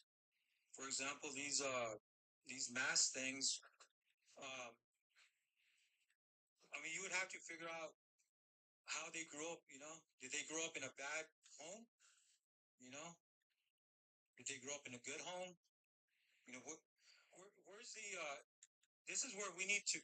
This is where the government needs to step in and to fix this problem with these mass things that are going on. These mass things that are happening. The the government needs to step in and do a study on these things. They need to figure out. Anytime there's a mass shooting like that, the government needs to step in and find out who this person is. How did he grow up? What kind of did he grow up in a bad family? Did he grow up it, because once they could figure that out, they could release that in the news and say, look, we're 100% sure that if you grow up in a bad family, your children are going to end up bad too, you know? But there's never like, yeah, I haven't seen any kind of study like that. Like, there's no studies on that kind of stuff, you know? They just say, oh, they're crazy. They have mental problems. Well, maybe they do, you know, maybe they do have mental problems. But like you said before, not all mentally people that have mental problems are good or bad. You know, there's a lot of good ones. There's probably more good people that have mental problems than bad mental people with bad mental problems. So it's not. I think you kind of mentioned that a while ago. It's not just because you have a mental problem doesn't mean that you're going to be a bad person. You know, I still say it's to do with the upbringing of that person. Thank you, bro. Thank you. Yeah. Shoot. And what's cool, I like being able to talk to like people on TikTok is I can actually see that a lot of with a lot of certain things we're on the same page. And I think once people can actually have like in-depth conversations, whether Let's Democrat or Republican. let's read some of the comments. Oh, okay, all right, yeah. I wanted to one person common sense asked why sign the flag? Isn't that just disrespecting it? Just asking, not accusing. Yeah, I'll be putting words on the flag, but my response to that is common sense. We're in a war zone. We don't have time to be worrying about material objects. These words right here are important. These words are important, common sense. It's my vision board. Anyways, no, yeah, it's a we're in a war zone. That's the idea behind it. Yeah, what kind of words? Um, I have endure. I have truth, humility, kind of just a bunch of words that I think are powerful to live by. Foundation, patriotism, victory. This one's not so fun, but it says torture, um, miracle. You know, just a lot of. I'm a like before I got into politics, I did music. I was like an entertainer, and I write a lot of music. So, words are very important to me, and I understand how powerful they are. Yeah, they Um, are. I also I'm said, sorry. Very important. thank you, bro. Thank you. I also saw that they were saying that these school shooters are medicated. So, we were talking about the parenting. I think that's part of it. But then a whole nother can of worms. It is this medication because I mean, that's a rabbit hole because we need to talk about medication, but also natural medication. You feel me? What do you think about that? With medication, people that are mentally unstable. Yeah, like the whole, this problem of medicating children in general because I was on albuterol. I wasn't on like actual medication, but albuterol for my inhale for my asthma. And Yeah. let me tell you, like I couldn't focus in school. Now I don't even take it no more. I do a little bit of natural medicine that has the same effects, but it's like uh these medications are really like messing with these kids' brains. They're not able to function. They can't socialize. They can't learn. And so I think that has, you know, I wouldn't go as far as to say it's the direct cause of a mass shooting, but drugs are more powerful than the human will, I would say. So it's like there is kind of an inkling there of this mental illness not necessarily making you want to kill other people, but it's like you're not able to process your feelings like you normally would be. Well, I mean, I would right away say that every mass shooting, pretty well, are people that have mental problems. Would you agree with me on that? I would say a majority. I would say a majority. Okay, so if they have mental problems and they've been diagnosed with having these mental problems, which we don't know that part, but say that these people have been diagnosed as having mental problems, um, that means that the doctors have gave them medication. They've had to. They don't have the doctors, the psychologists, whatever. They have to give people that have mental problems medication. Are they taking the medication? We don't know. Yo, we got McDevitt in here. Shout outs to McDevitt. Hey, I wanted to tell you before we get into this. You should do a Michael Jackson. I feel like you look like Michael Jackson a lot. I Hey, feel like you should definitely do some skits with that or something, you know? hey, definitely. Thank you, thank you. Saw you at first, I thought, is this a Michael Jackson look like? What is this? Yeah, hey, yo, I'm not mad at that. Kind of like in the what's it called? The Yeah, Rock My I World thought the same video. thing too. When I first saw you, I thought it was like a Michael Jackson skit. Yeah. Hey, yo, I feel that. I'll be getting down a little bit. So, hey. Do a little moonwalk or something, right? Right, yeah. Yo, shout outs to Michael, man. R.I.P. Michael. I know. He was such a tortured soul, it felt like, you know, from his childhood and everything, yeah. Right, yeah. So I'm listening to what you guys are saying. Yeah, I mean, I I tend to go the other way with thinking that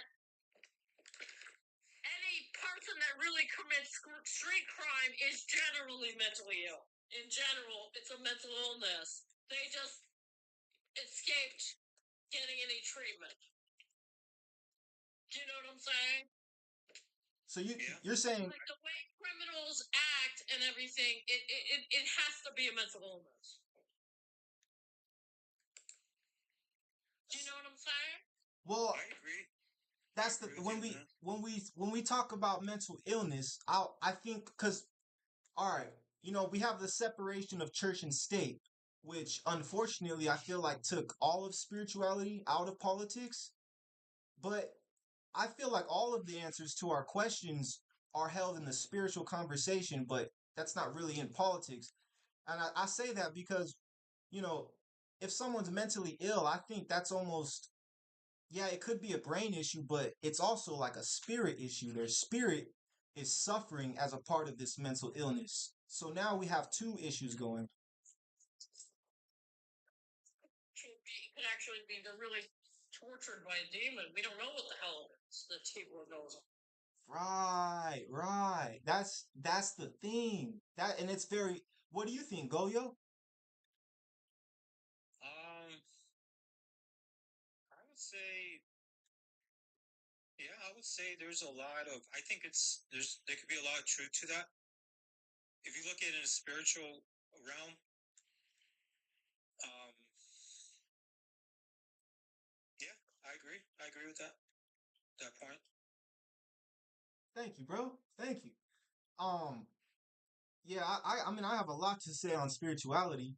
Um, I feel like me myself, I could say that I suffered from some mental illness, but once my spirit was in a better place, then it's like my spirit was able to almost in the in the non-traditional medicines, like in India or whatever, they have like Reiki healing. They talk about that the body is able to heal itself. It's not that it needs some sort of medication, but the body is able to heal itself. It's just that if you can, it's in a stressed position. So I'm, I would apply the same thing to the brain because a lot of the things they like to say is that it's a chemical imbalance, but I feel like our spirit is able to control these chemicals as well. So my point is that I feel like once my spirit was in a better place, it was able to allow my brain to heal itself and getting rid of the mental illness. Yeah, so you're talking more like a spiritual realm, right? Well, yeah, like basically the essence of who we are, like the person I think I am right? The me and my personality, let's say, is Mm-hmm. is not um is not the same as my brain. I would say my personality is more of my spirit, and then I have my brain, and then I have my body. So let's just say I had a chemical imbalance. Let's say depression, right? Because they say depression is a real, like actual depression of where there's a chemical imbalance. Now, why would that? Why is there a chemical imbalance? Is that's the question. Is it because the body is actually sick, or is it not? Is it not being around the certain environment that it needs to be to trigger these chemicals? Like being around sun, being around this. That's kind of what Well, I'm more I'm yeah, talking about. I haven't really had this conversation too much, so bear no, with me. I know where you're coming from. But I think it still goes back to your upbringing. Um, it doesn't matter. Like I think we could say to ourselves that people, not all people that have mental problems are bad people. Um, the ones that do these mass shootings and stuff, like the lady that we were talking to a while ago, people that do these kind of crimes, I would say have mental problems. You know, again, like what we said before is just because you got a mental problem doesn't mean that you're going to go do that kind of stuff. There's a lot of people that have mental problems or mental problems that are good people. What makes certain people bad that have mental problems? Again, we don't know. We don't know. I could imagine how many different reasons why they end up like that. Why they end up doing stuff, really bad things. Um, but I think I still say it's a lot to do with your upbringing. I think it plays a really big part, you know, and medications and yeah, these medications probably could also change your way of thinking. But Well, that I took these sorry to when I interrupt took you. when I Um, took these child development classes, I think everyone should take them. I took a few of them, and it really taught me a lot about how the how and how you upbring your child into this world. It doesn't matter if they're mentally unstable or they're normal. Um, Parenting is pretty well the number one reason how your child is going to turn out to be. If that child's going to turn out to be good or bad. Parenting is really the number one reason. How someone's going to come up to be in life. That's all I can say about that. okay, I feel that. That's actually, I mean, and you know what? It's probably the most obvious answer is like it's like the easiest answer is the answer almost because it's like, yeah, well, when you put two and two Like together. Rayman said right there. He said it. Stable mother and father figure, probably the main key. Um, I know a lot of people are single parents now, but that doesn't mean that just even if you're a single parent, you know, you could be a bad single parent or you could be a good single parent. You know, and the ideal would be to have a mother and father, yes. But we know in reality the way things are now, divorce rates are so high, and there are a lot of single parents now, and but I like the way he said it there. It's probably he said probably, but I would say it is the main key. If you want to put Facts, the facts. top main keys up there, the top main five keys, that would be up there in the top. You know, and that's been pretty well scientifically proven too. You know, um, like I said, when I took these classes in college, that that was a continuous thing that they kept telling us. You know, that the professor would always tell us is how a child is brought up is how that child is going to turn out to be. You know, um, so it's there's a lot of proof, there's a lot of evidence already. There's a lot of there's been a lot of studies on that. You know. Yeah, yeah. No, I feel that. Yeah. I mean, I would say that's a big part of it. I remember asking one of my friends one time. Um, like I was kind of going through some stuff, so I was just like, "Yo, bro, like this is like, you know, pretty level-headed guy." And I was like, "Yo, how are you so chill? Like, why are you so like happy all the time? And like, how are you? You know what I'm saying? Like, why are you like the way you are?" And he was like, "It's like I didn't really think about that," but he was like, "I'll probably have to say because of my dad." And I didn't. It wasn't like a loaded question or anything. Like I honestly, I wasn't a politician then. I was just kind of asking him because I was going through some stuff. And it's like it's interesting right then and there. Is like the most honest answer right off the top of his head was his pops. So shouts So to all the dads. Shouts to all the freaking moms and dads in here. so Rayman had an interesting message where he said music, television, society has a major negative impact on young children. You know, okay, what's your opinion on? Okay, I'm an older guy, right? So I grew up without the internet. I didn't have internet when I grew up. Now everybody has internet, right? Everyone's being brought from the time you're born. Internet is, or it's available for everybody now. Do you think the internet has done more good than bad, or more bad than good for children, or for I, it's not just say for children, but for society? Do you think the internet has done more good than bad, or more bad than good? I would, without a doubt, I would say more bad than good. And More bad. my first reason would be, I mean, I had an iPhone when I was an iPod Touch when I was 12. That's when I got the iPod Touch. Same time you're going through puberty. So I'll just leave that there.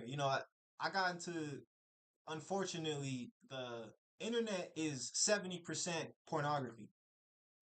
So Okay.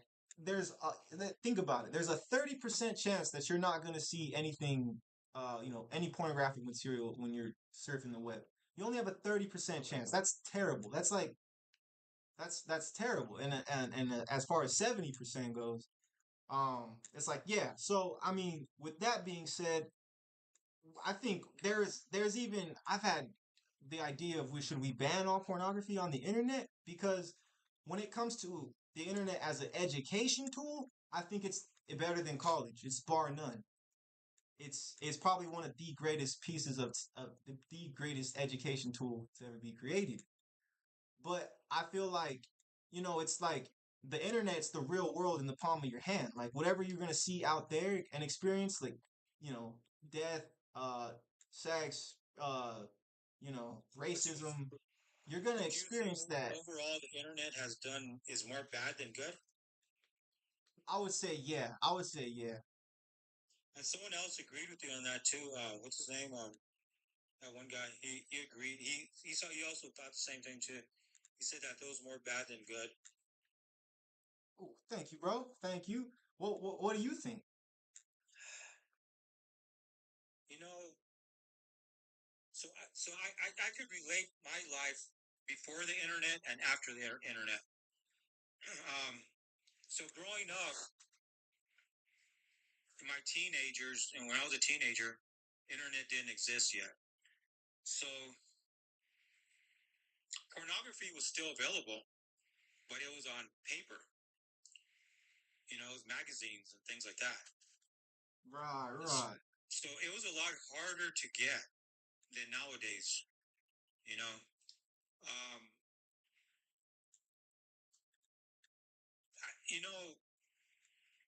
there's been a lot of studies on pornography and what it does to people, you know, and there's been a lot of studies on what it does to children and things like that.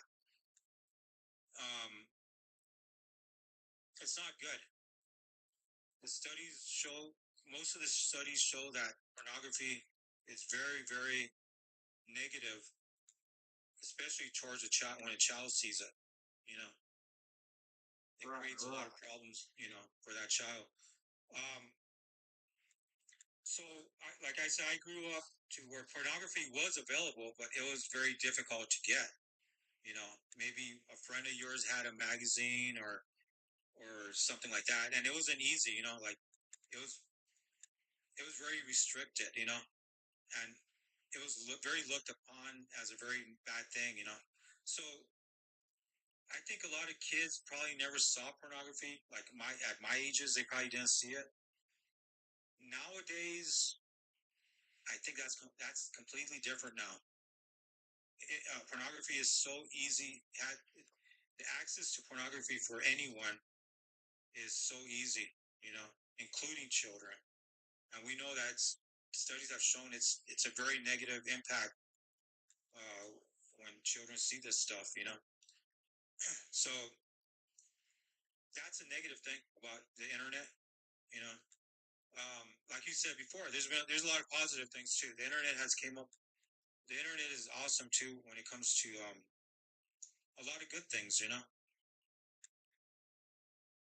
Right. Yeah. The Like. thing is, the only thing we could do with the internet is, do we have to go back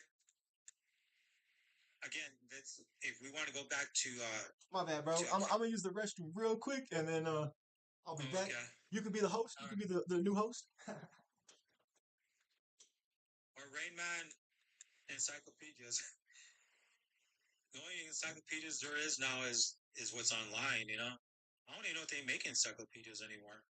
I mean, I remember the encyclopedias growing up.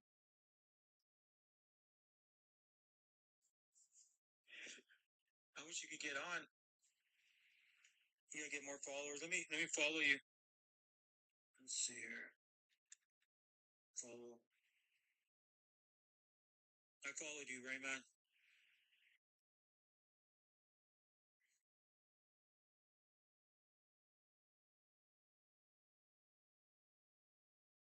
This stuff he's talking about is really very it's very controversial, you know. And I don't know, you know, it's everyone has their own opinions, you know, and good and bad or whatever. Well, public libraries still have encyclopedias.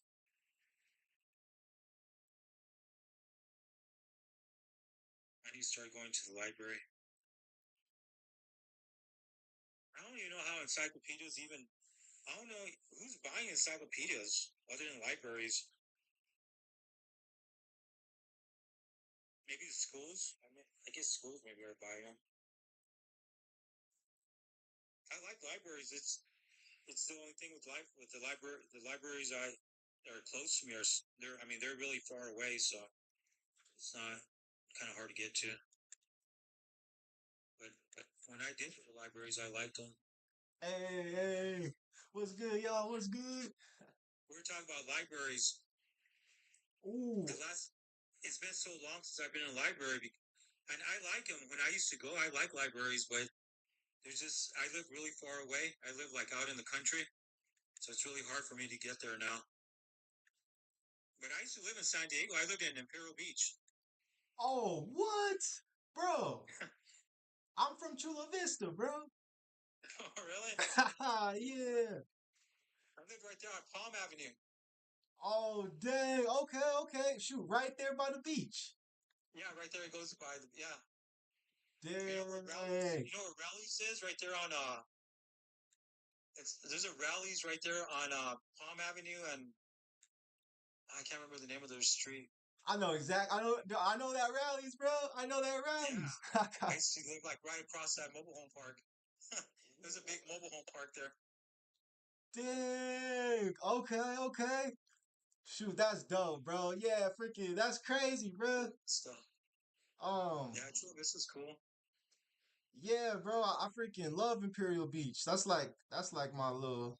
You know how it's kind of like it's not a bougie beach. It's kind of like just for the average Yeah, folks. yeah. It's like really quiet. It's like a real mellow beach, huh? Yeah, yup, It's yup. like that beach has to be sometimes like the slowest beach I've ever seen. Sometimes you only have like three or four people. I mean, so, the summer it's busy. There's a lot of people in the summer, man. But I've gone to that. I used to go to that beach sometimes, and like you'd be lucky you find one person walking around. It's like really, really quiet. Right, right, yeah, bro. Freaking, It's actually, I think it's the last beach. Is it like the last beach before you hit Mexico? yeah, yup, yup. Yeah, because Tijuana is just right there. Shoot, that's crazy, bro. And wait, did you say you're in Pittsburgh now? No, I'm in New Mexico. Oh, dang. Okay, okay. Shoot, Yeah, shout out, shout out. I came back to my hometown. I was originally from New Mexico, but then I moved to well, I was in the Navy, so Ah, okay, okay. I retired. I retired from the Navy, and I stayed in San Diego for a long time. But man, the Navy Dang. was. I love the Navy, man. The Navy was like. I think it was the most awesome place. I give a lot. I mean, I done 20 years, and it was like I wish I could stayed in longer. I really love the military. Dang. Yeah, thank you for your service, bro. You're welcome. That's awesome. I Yeah, do you know where NAB base is? Right there in Coronado, Naval Amphibious Base. yeah, is it across the bridge? Yeah. Well, no, it's going up to Silver Strand. Ah, okay, okay. I think I do. Yeah. Yeah, it's going up towards Coronado. There's a naval base there, a naval amphibious base. That's where the SEALs train.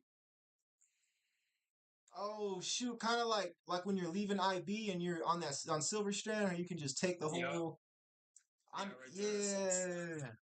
I miss that place, man. Like I say, man, if I could have stayed in longer in the military, I would have, but I couldn't anymore because they go by rank. You can only stay so long by rank. Oh wow. Okay, okay. Yeah, I was interested in the military. Um, like kind of at one point in my life, but I Yeah. feel like me, I feel like I could be more of service to my country as a politician. But I also Oh, okay. I don't know how your military and the Navy are different. By the way, what's up, Erica? Thank you guys for tuning in. Thank you for coming in. I feel like there's some shady stuff that goes on between the military in the military. Like like they be doing the soldiers dirty. What do you mean? Well, there's like, I don't know if you've heard these cases of these women who go up missing in the military, Mm.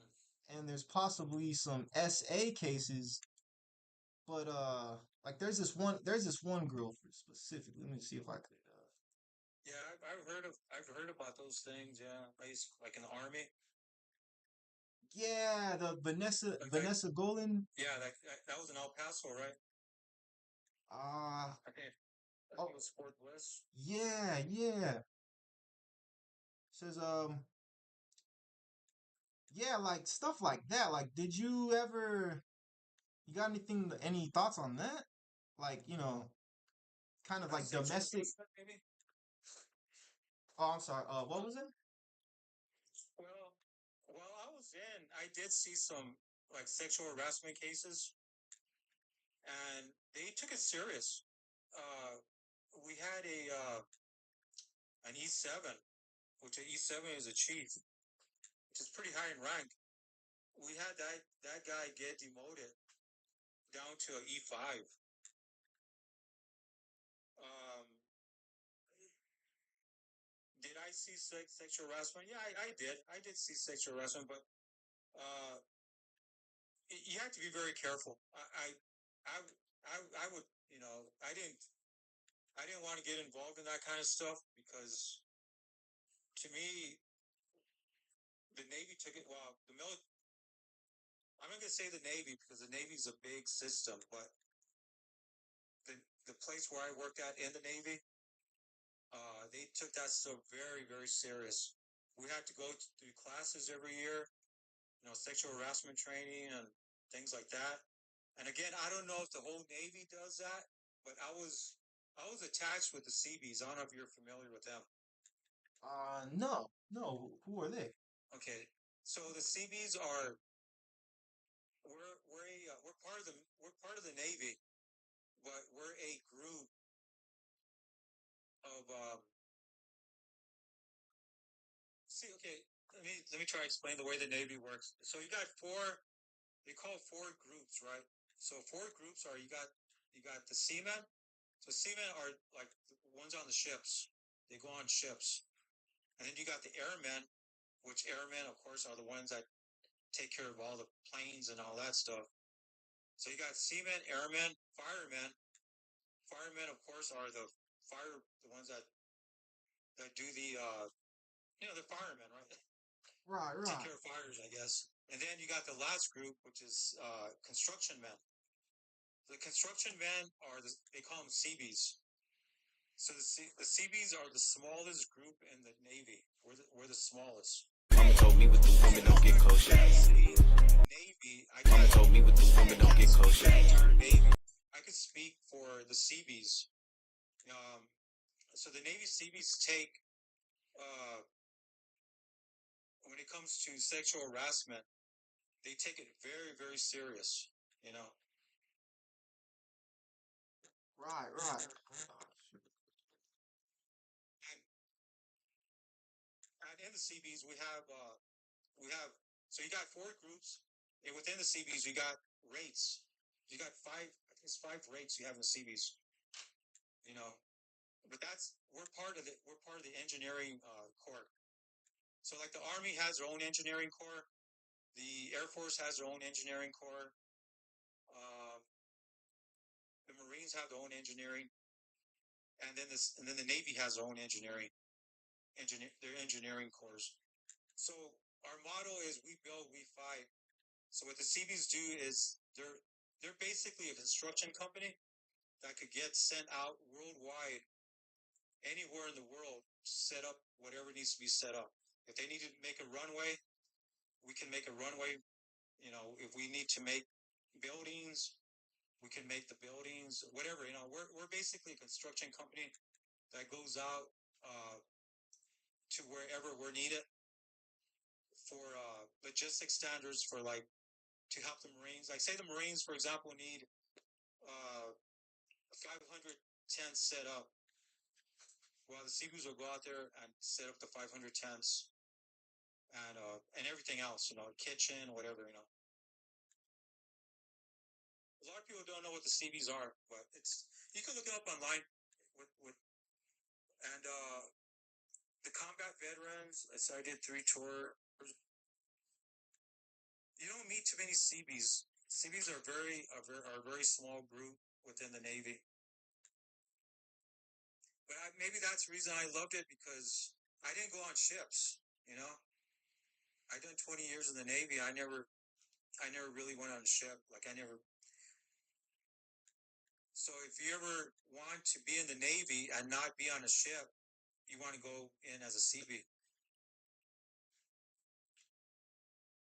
Where the Navy are the corpsmen for medical, right? My dad was a Seabee. Shout out to all the Okay, so veterans. Shout out. yeah, Gulfport. But I highly recommend if you're gonna join the Navy. Um, I don't know. I go in as a Seabee, unless you want to go on a ship. If you like the ship life, don't go. Don't go to the sea. Don't be a Seabee because you're not going to see much ship life. And some people want to go in the Navy to see the ship and to be on the ship. So we wait. So you're saying you were doing like a worldwide construction? Oh yeah, we got sent everywhere. Oh, the dang. CBs go into every war because, like I say, we're an engineer corps. We're part of the engineer corps. So, for example, the Marines. Okay, so the way it works is like the Marines will go first, right? You know, they'll basically make sure it's safe for other military to get in to set up camp. So the Marines will go first. Actually, the Marines and Army, they go first. They set up their their fighting positions and everything. Then the Navy will go second. Well, the CBs will come in second behind them, while the Marines and Army are set up. You know, in case the enemy tries to come in, we'll be doing the construction in the back. So whatever the Navy, I say that the Marines and Army say that they need an airfield built. Well, while the Army and the Marines are out there protecting the land, we'll be building for them. So we have protection. And that's what we do, you know. Dang. Okay, that's dope, bro. This That's guy was a dope. recruiter in the Navy. CBs have so many vertical and horizontal projects to complete each year. Yeah. So we do a lot of what he means by that, vertical and horizontal. Like vertical would be building structures, you know, upwards, right? Vertical. Yeah. And horizontal is building structures in a horizontal position. But yeah, it's a pretty cool field to get into. I don't know. Someone told me it's really hard to become a CB. It's not very easy. But I thought it was when I went in it was pretty easy. But I highly recommend people to join the military. Well, okay, this is what I'm going to talk about the military. If to me, all the branches are great. I don't care what branch you're in. You could be in the Army, Air Force, Space Force. Any of the branches are great. But it's what you want to do. So if you want to be in combat, if you want to go into war, well, join the Army or Marines if that's what you want to do. Because that's what's going to more than likely that's what's going to happen. The Army and Marines are always the first to go in, you know, into combat. The Navy and the Air Force and Space Force are always in the back. We're always in the back lines. So it's up to you. Some people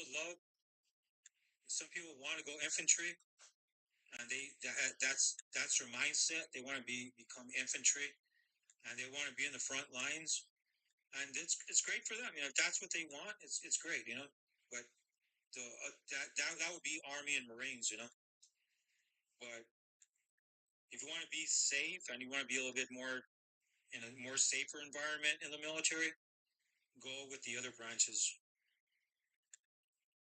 That's what I tell people, you know. Okay, okay. Yeah, I'll feel that. Yeah. Thanks, bro. Well, shoot, man, that's pretty much all the time we have for the show. Shoot, very much. I'm very thankful, bro. Thanks for coming in here and helping me kind of co-host and Yeah. get these topics off, man. I appreciate it, bro. Oh, another thing Paul had right here. I guess Paul was he was a recruiter. That's another thing we do a lot of the CBs. We do a lot of humanitarian projects, like what he said there. But this guy seems like he's a recruiter, so this guy knows a lot more about the Navy than I do. But yeah, I'll let you go. Well, it was nice talking to you. Oh, definitely, bro. I'm on every day or every other day, so definitely, bro. It would be dope to have you come jump back in and we'll keep this going, bro. Appreciate it. Oh, EM1 retired. All right. Well, thank you for your service there, EM1. Okay, you take care. Hey, heck yeah, you too, bro. And All right, bye. thank you for your service too, EM1. I hope to see you guys back in the Hooligans podcast. Thank you, everybody. And go do some push ups because we got to talk about the physical health crisis in America next time. Y'all have a great Sounds day. good. Hoolagans.